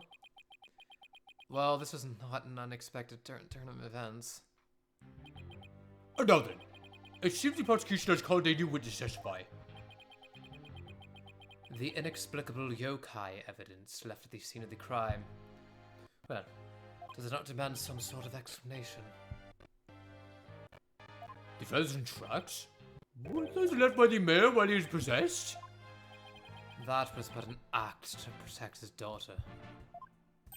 Oh, yes, of course. Wait, did he actually believe the mayor's award-winning performance? Award-winning performance? His daughter was the one who planted this the yokai evidence. Ergo, the true identity of the yokai and the manner was the Manor's maid, Jinxie Tenma. Objection! The prosecution is engaging in mere conjecture. Would you care for some witness testimony then? For I am ready to prove that the little scamp is the one behind the Tenmataro farce. Witness testimony? Oh, but he means Filch and that creep LaBelle. Very well then. Bailiff, would you bring the first witness?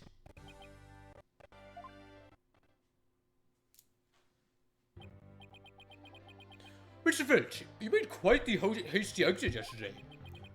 See that it doesn't happen again today.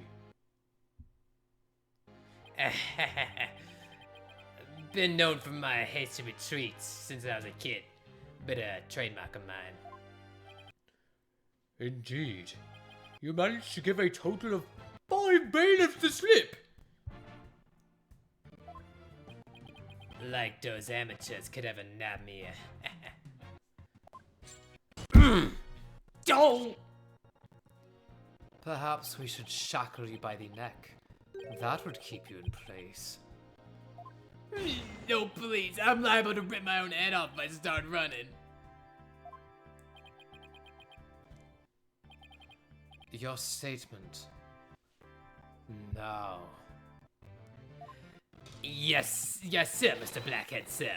Blackhead.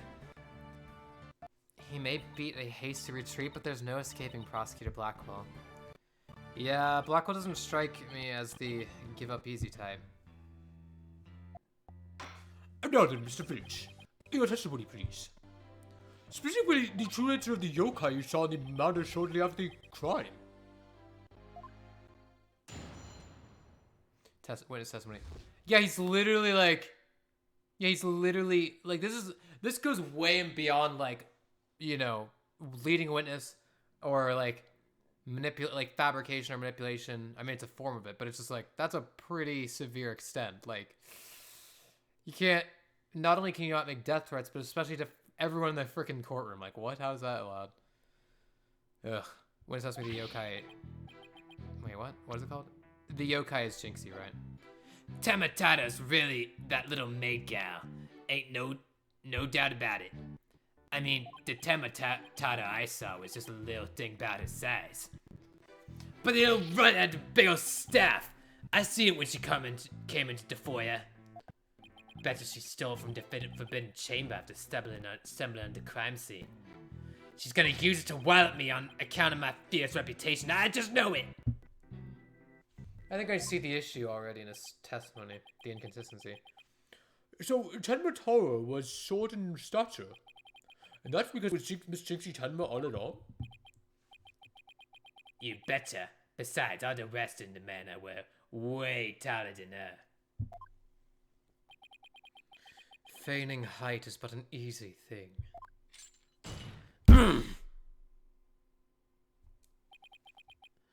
But a big ox like the defendant could never pass for short. What if the Tenmataro impersonator was walking on their knees? Went no knee walking. I seen it myself. Then perhaps that yokai really was Miss Tenma after all. All monsters are not but tricks, either of the mind or the treat-parda variety. So you're saying she created an illusion like one of those magical eye things? Precisely. Humans are easily deceived. Take the fellow in the cell next to me. Each night he cries and screams about some ghost he thinks he sees. But in truth, it was simply the janitor. Prosecutor Blackwood just gave him the ghost literally.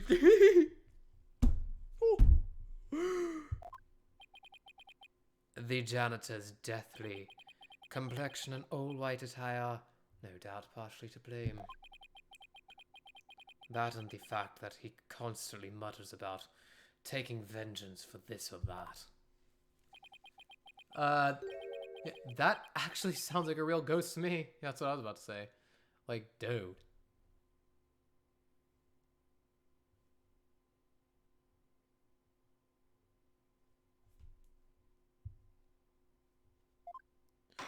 The defense may now cross-examine the witness.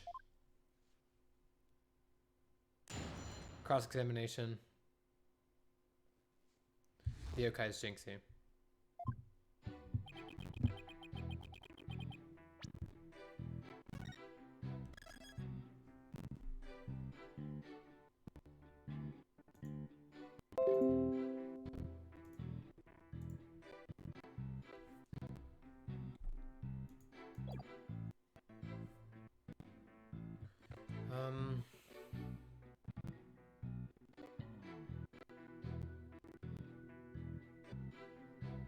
Okay, I think I know what's going on here. So, I'm gonna go with my gut instinct on this, and we're gonna go with over here.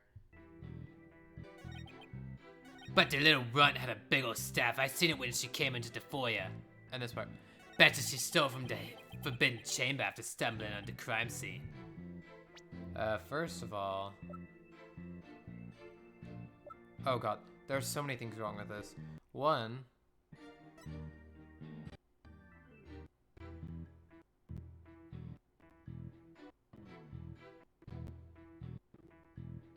She wouldn't have been able to get into the Forbidden Chamber. Objection! I was going to go with a different route, but this is much simpler. It would seem that Tenmatara was, in fact, not this innocent little girl. Huh? How you figured that? You claim the Tenmatara you saw had one of those staves from the Forbidden Chamber. But it would have been impossible for Miss Tenma to get a hold of one. Can't elaborate, Mr. Justice. Mm-hmm. Oh.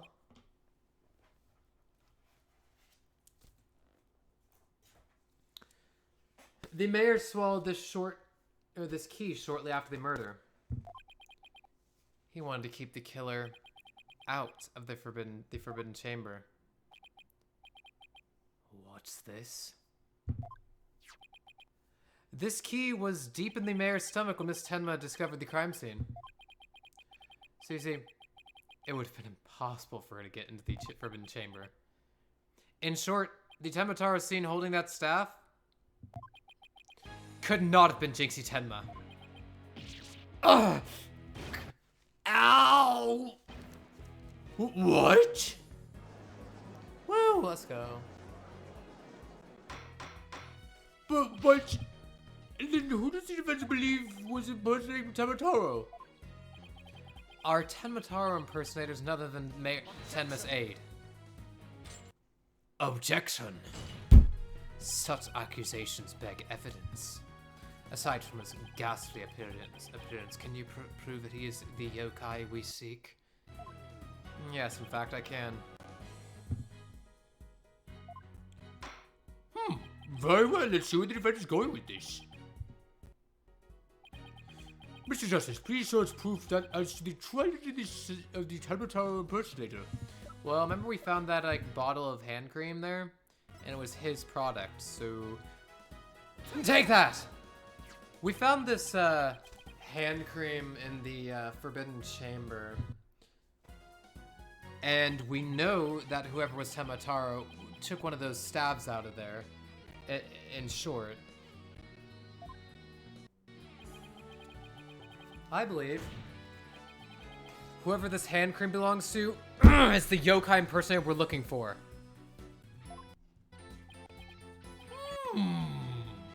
But, Mr. Justice, how do you propose to identify the hand cream's owner? I'm glad you asked, Your Honor. The defense requests a fingerprint analysis on this piece of evidence. It might tell us who it belongs to. Interesting. So you expect to find the yokai's prints there? Very well. I hereby call a short recess while we wait for the fingerprint results. No need for that, Your Boldness. We have the prints of everyone for that at the manor that day.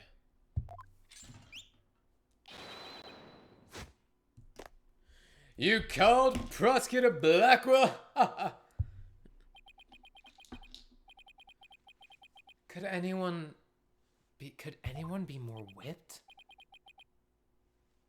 Fulbright. analyzes for prints. You have 3 minutes. Your wish is my command. Very well then. I guess we'll just wait right here.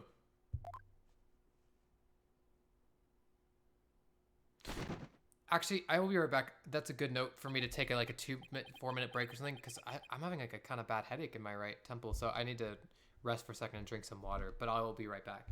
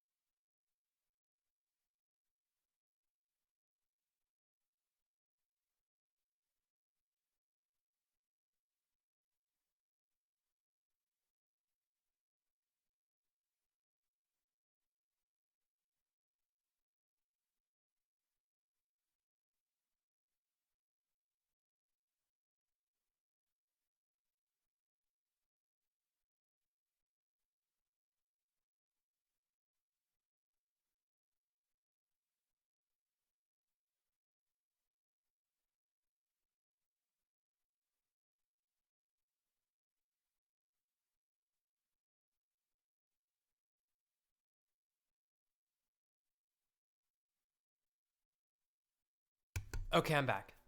Oh,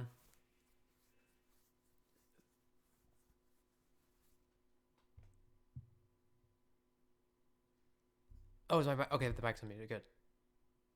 Oh, I'm reading through these real quick.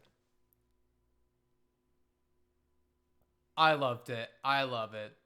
Did you notice in the Discord, the text channel is called the Court Records, and I think the voice channel is called the Courtroom.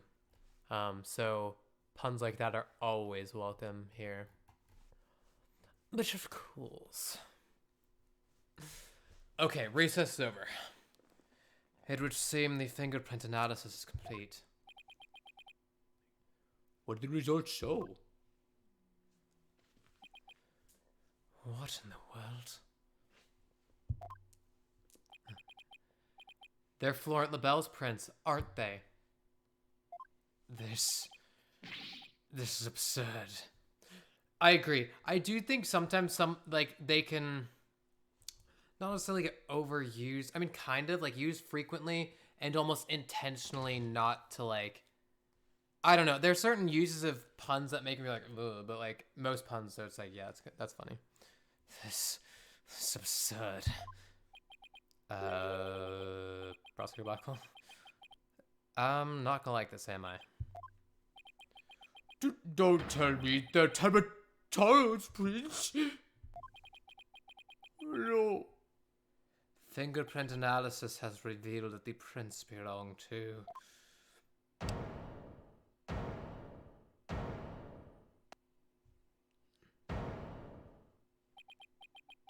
Phineas Filch. Objection! Objection! Wait, what? Wait, what just happened? Wait. Oh wait, what is it? Pause. Wait, what? What? Then Mr. LaBelle wasn't the one who entered the Forbidden Chamber? Objection. Why, you tricksy Little Tanuki. Explain yourself now. Sir, the damn prints are mine. I mean, I did pay for that hand cream from Miss LaBelle after all. So you're the one who entered the Forbidden Chamber? So what if I did? You got a problem with it? Dude. You fool of a Tanuki.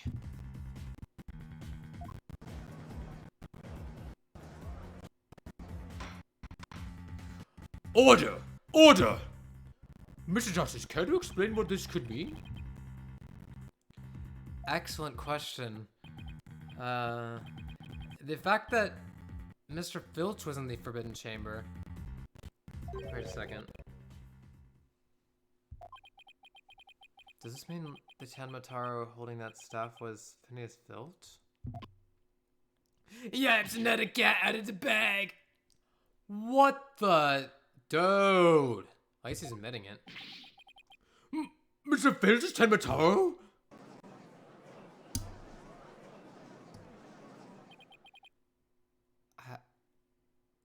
I don't understand. Does this mean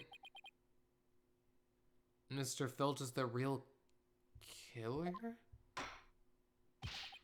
The witness will explain himself this instant. Begging your pardon, Your Honor, but I was just doing what the alderman told me. He wanted me to be Tamataro in the village exorcism ritual. Oh, you mean that event at the Nine Tails Vale Festival? So that was you inside the Tenmataro, or so that was you inside the Tenmataro costume? Yep, and after the event, I went to watch that pro wrestling program. But it bored me to tears on account of the wrestlers being complete jobbers. So we didn't actually watch the entire wrestling match. That's when I looked at the Temataro costume and got a great idea.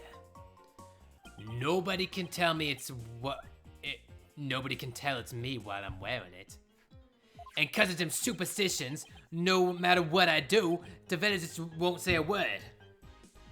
In other words, you seem to use the superstition to effectively render yourself invisible.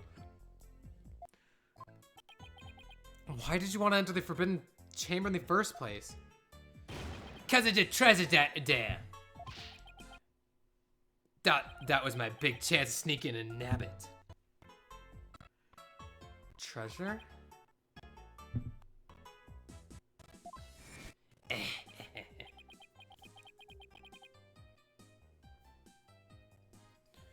Only that it's the greatest get-rich-quick chance in the universe. Grandpappy told me all about it. Said there's an amazing treasure in there.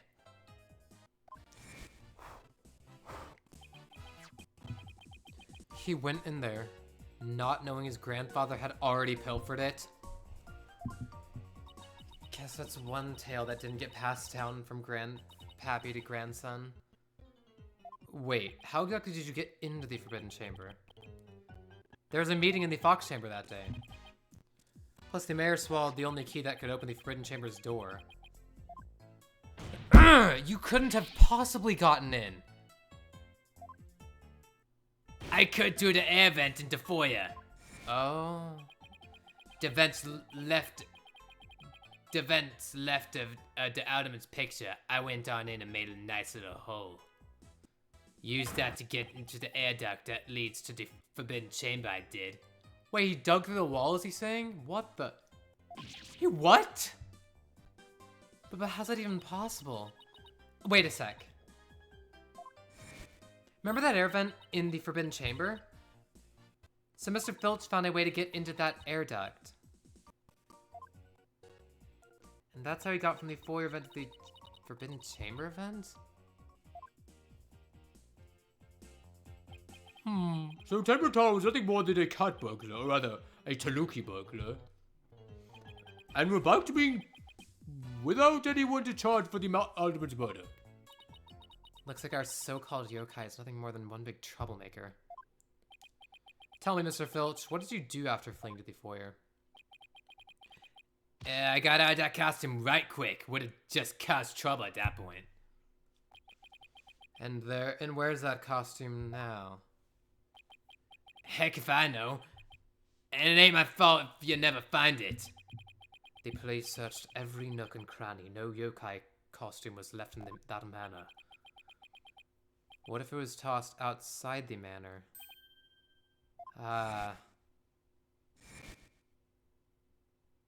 Oh, that's it? That makes...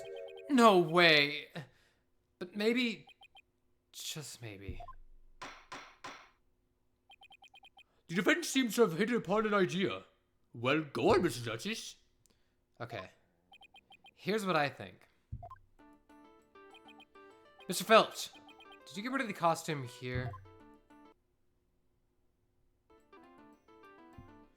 Take that! Did you toss it out the window? Because that would certainly explain why it didn't turn up inside the manor. You think I tossed out the window? That costume cost me a pretty penny. And why would I go do something like that? I can't think of I can think of a few reasons. Any bright ideas, Paulo? Well, assuming the costume really was tossed out from the window, then the next question would be, what happened to it after that? And if I'm right, I may have just the right thing to prove what happened to the costume. Phineas Filch, I've just the evidence for you. You do? This evidence proves you got rid of your Tenmataro costume through the window. That newspaper clip. Oh, well, wait a minute. Just in case. I'm pretty sure it is. Yeah, I don't see any other route. Take that! Take that! That's Tamataro flying through the sky? And just how does that prove Mr. Filch threw his costume out the window? It's quite simple. That's not Temataro in the photo. It's the costume Mr. Filch threw out. Ah, that's crazy talk. You ain't serious, are you? There's a steep cliff outside the foyer window, meaning that the manor's pretty high up. The costume flew through the air drifter through the air after it was tossed out. That's when the photo was taken. In other words, the photo of Temataro really was a flight of fancy. What? Yikes! Oh my. So there really never was a yokai. I can't keep any of them cats bagged. Can I still file a claim for the last costume? This more than proves the defense's position. Jinxie Tenma had nothing to do with staging the yokai sighting. Can't raise any objections, Prosecutor Blackwell? None whatsoever. I'll deal with that Trixie Tanuki after I've dealt with this case. Go. We did it. Get going now. All we have to do is make Florent the Bell take the stand. Objection. Sheathing the sword a bit early, are we not? Huh? Nothing has been proven beyond a doubt. Take this Trixie to little Tanuki, for instance. How do you suppose he was able to exit the Forbidden Chamber? Probably the same way he got in. Through the chamber's air vent. And what if the feathers and tracks of the scene of the crime? They would suggest that the Tanuki exited through the chamber, not the air vent. Not the air vent. Objection! Oh, whoops.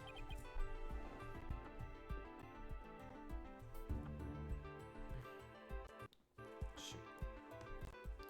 But the Forbidden Chamber doesn't open. But the Forbidden Chamber doesn't open from the inside. So what you're saying makes no sense, right?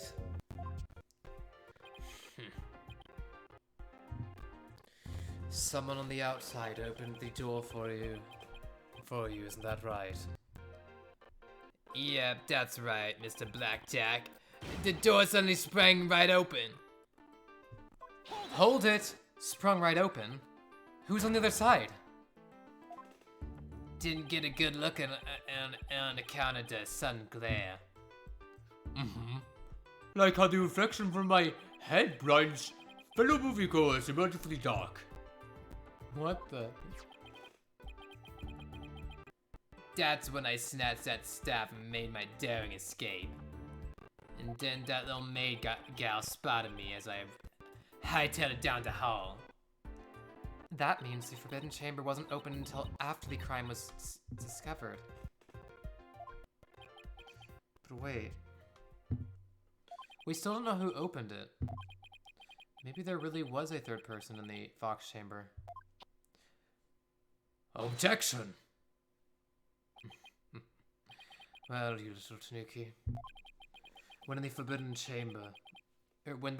Chamber opened, did you see the accused passed out there? Nope. Only one there was the alderman, and he was dead at the door now. If the accused wasn't there, what do you suppose he was up to?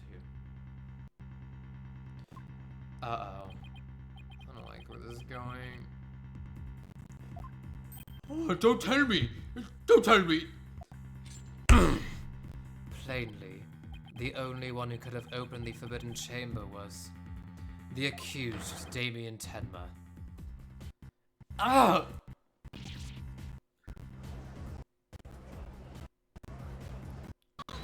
Hold it!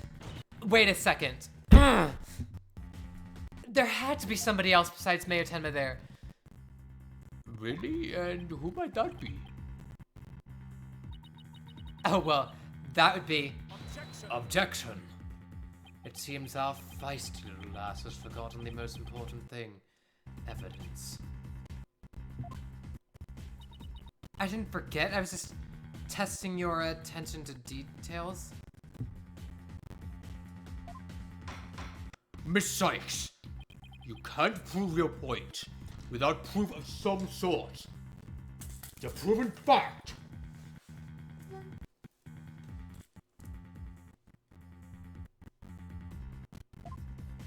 Sorry. Guess I put my foot in my mouth again.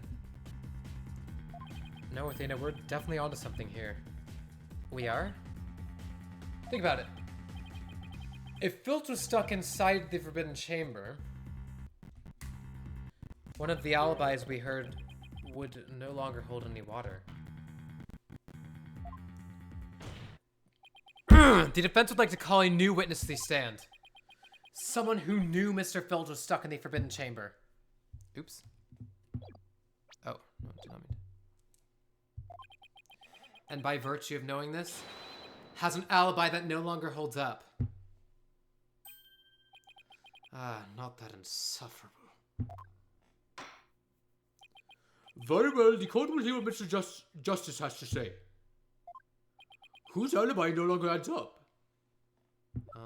There we go. Floor on the bus. Take that! Why, that's the defendant's aide, Florida Bell. Didn't he claim to be in the foyer at the time of the crime? True. But in his alibi, he also claimed Mr. Filch was in the foyer too. However, as we know now, Mr. Filch was not there with Mr. LaBelle at that time.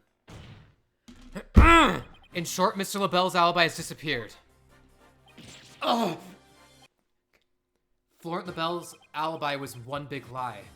Isn't that right, Mr. Filch?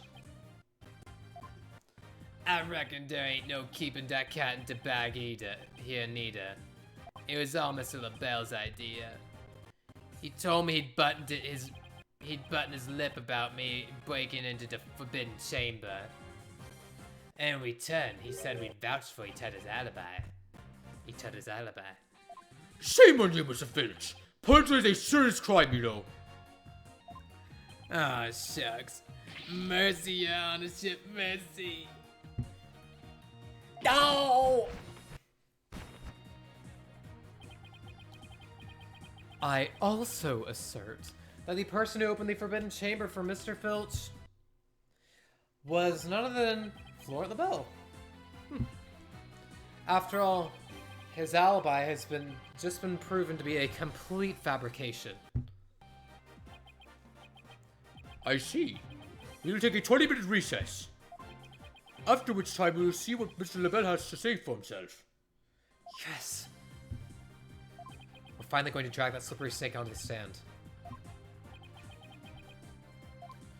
In the meantime, the prosecution will question Mr. LaBelle about these new allegations.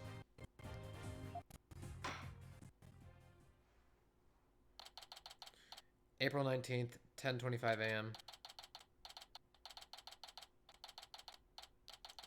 District Court, Defendant Lobby number 3. We did it, Apollo.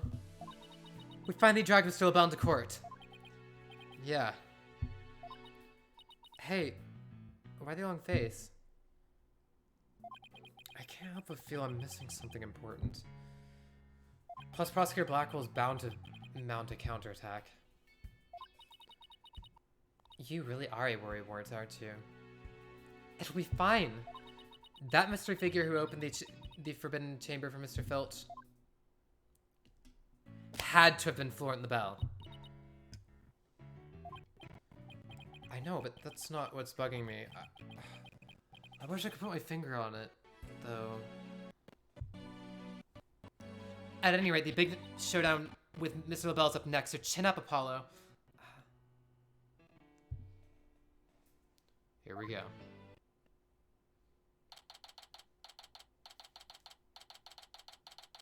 April 19th, 11 a.m., District Court, court number 4.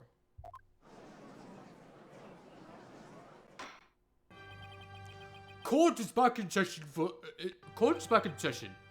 Our next witnesses. Oh, that's all. Yes. Hello. Oh. Yes, I'm acting on behalf of the mayor in this very important matter. Yes. It seems the witness is predisposed at the moment. Oh, you're sure you jest. I will hold you to your promise, remember that.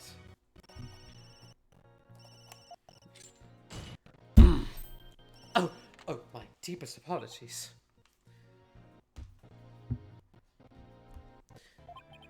This is Florent Lebel, personal aide to Mayor Tenma, or should I say, the accused. Ouch, like the poor mayor hasn't suffered enough already. Or enough. Oh, you're totally right, it was blue. See, it went from its original color to... See, he started like this on day 1, we saw him. Then, yes, yesterday in the investigation, it was blue, and yeah, now it's green. You're totally right. He kind of looks like the Joker, if anything. It's like, what the... Ouch. Like, the poor mayor hasn't suffered enough. Oh, yeah, and he's wearing that purple outfit. He totally looks like the Joker with, like, the like, gag flower that the Joker has. Also, I don't know if this is just me and my mind's in the gutter, but whenever I see Florent Lebel, like, feeling his flower like that, it's just like, it's a very, I don't know, just some of the ways he grabs the flower, it's just like, I don't know. Well, what business do you have with me? Oh, I'm a very busy man, so let's make this brief as possible, yes. Yeah, right? Like, it's just like... Your baldness. All right. Mr. Fletcher's testimony has revealed a hole in your alibi. And for this reason, you are suspected of having some sort of connection with the case at hand.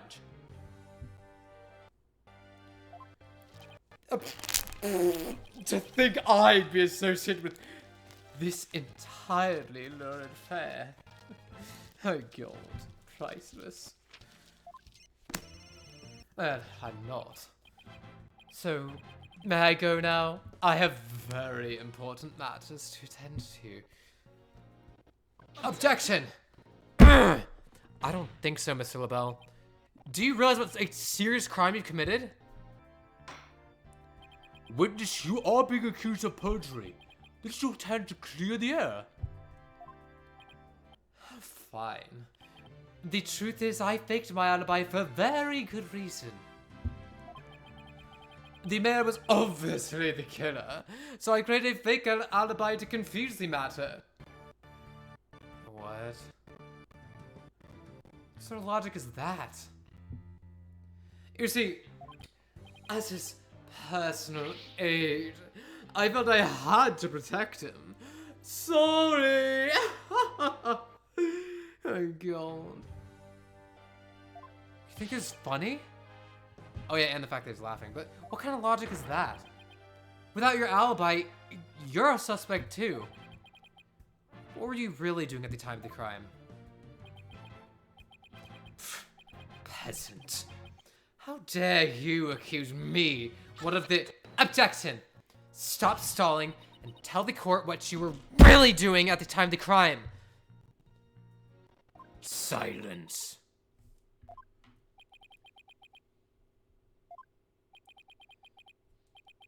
Enough jabbering. Swords have been drawn. The time for talk is past. Swords? What swords? This is a duel to the death. The fate of the accused rests in our hands.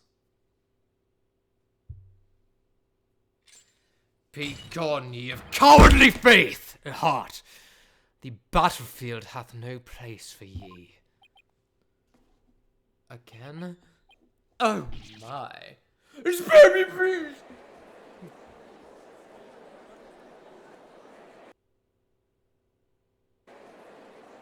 What the?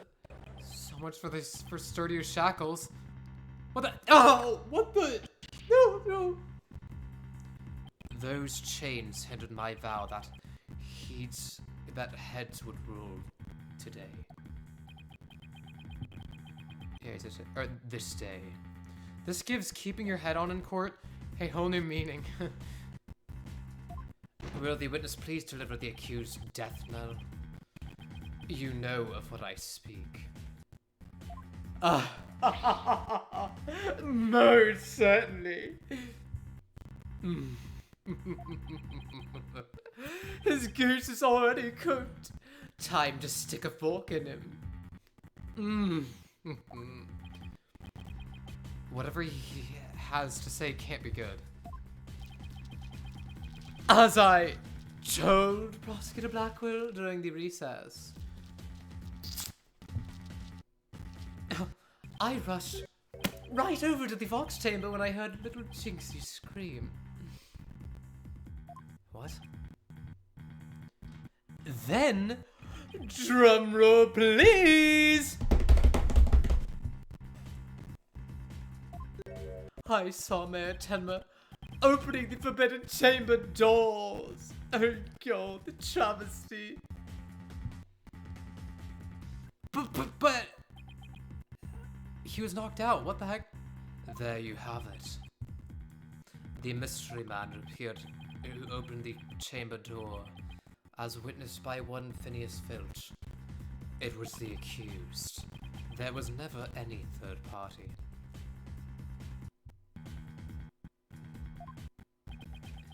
Oh, and that's not all.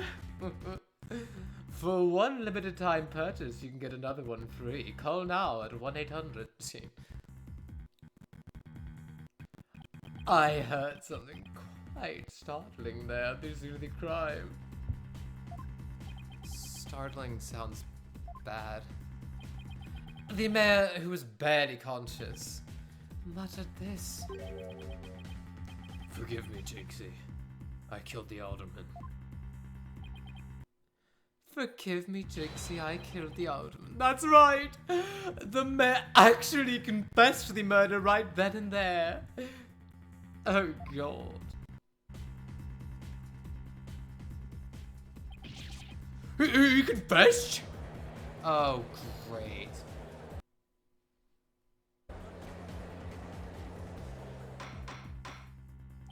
Order! Order in court! This is quite conclusive testimony if it stands. Just so, and quite astonishing, I might add. I only learned this fact during the recess. I just love surprises, don't you? And that's why I saved the best for last. Consider it a gift from me to you. No way. I don't believe Mr. Obel heard the mayor confess. But is this really true? Did Mayor Tenma really confess? It is indeed. During that last recess, I confirmed with the mayor's daughter. It would seem Mayor Tenma actually did confess. That testimony is quite favorable to the prosecution's... Oh. Hold on. This is the bell. Yes, I called earlier about the party reservations. Yes. That's right. And I'll be calling my little shindig Mayor Tenma's Conviction Gala. A splendid time is guaranteed for all but the mayor's defense.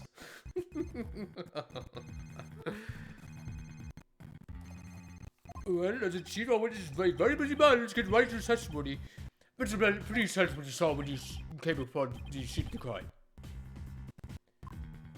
I know, right? Jeez.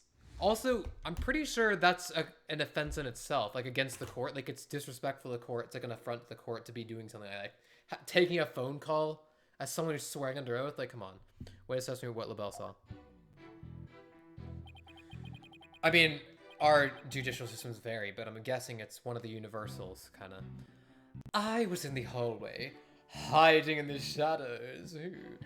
That's when I heard the confession.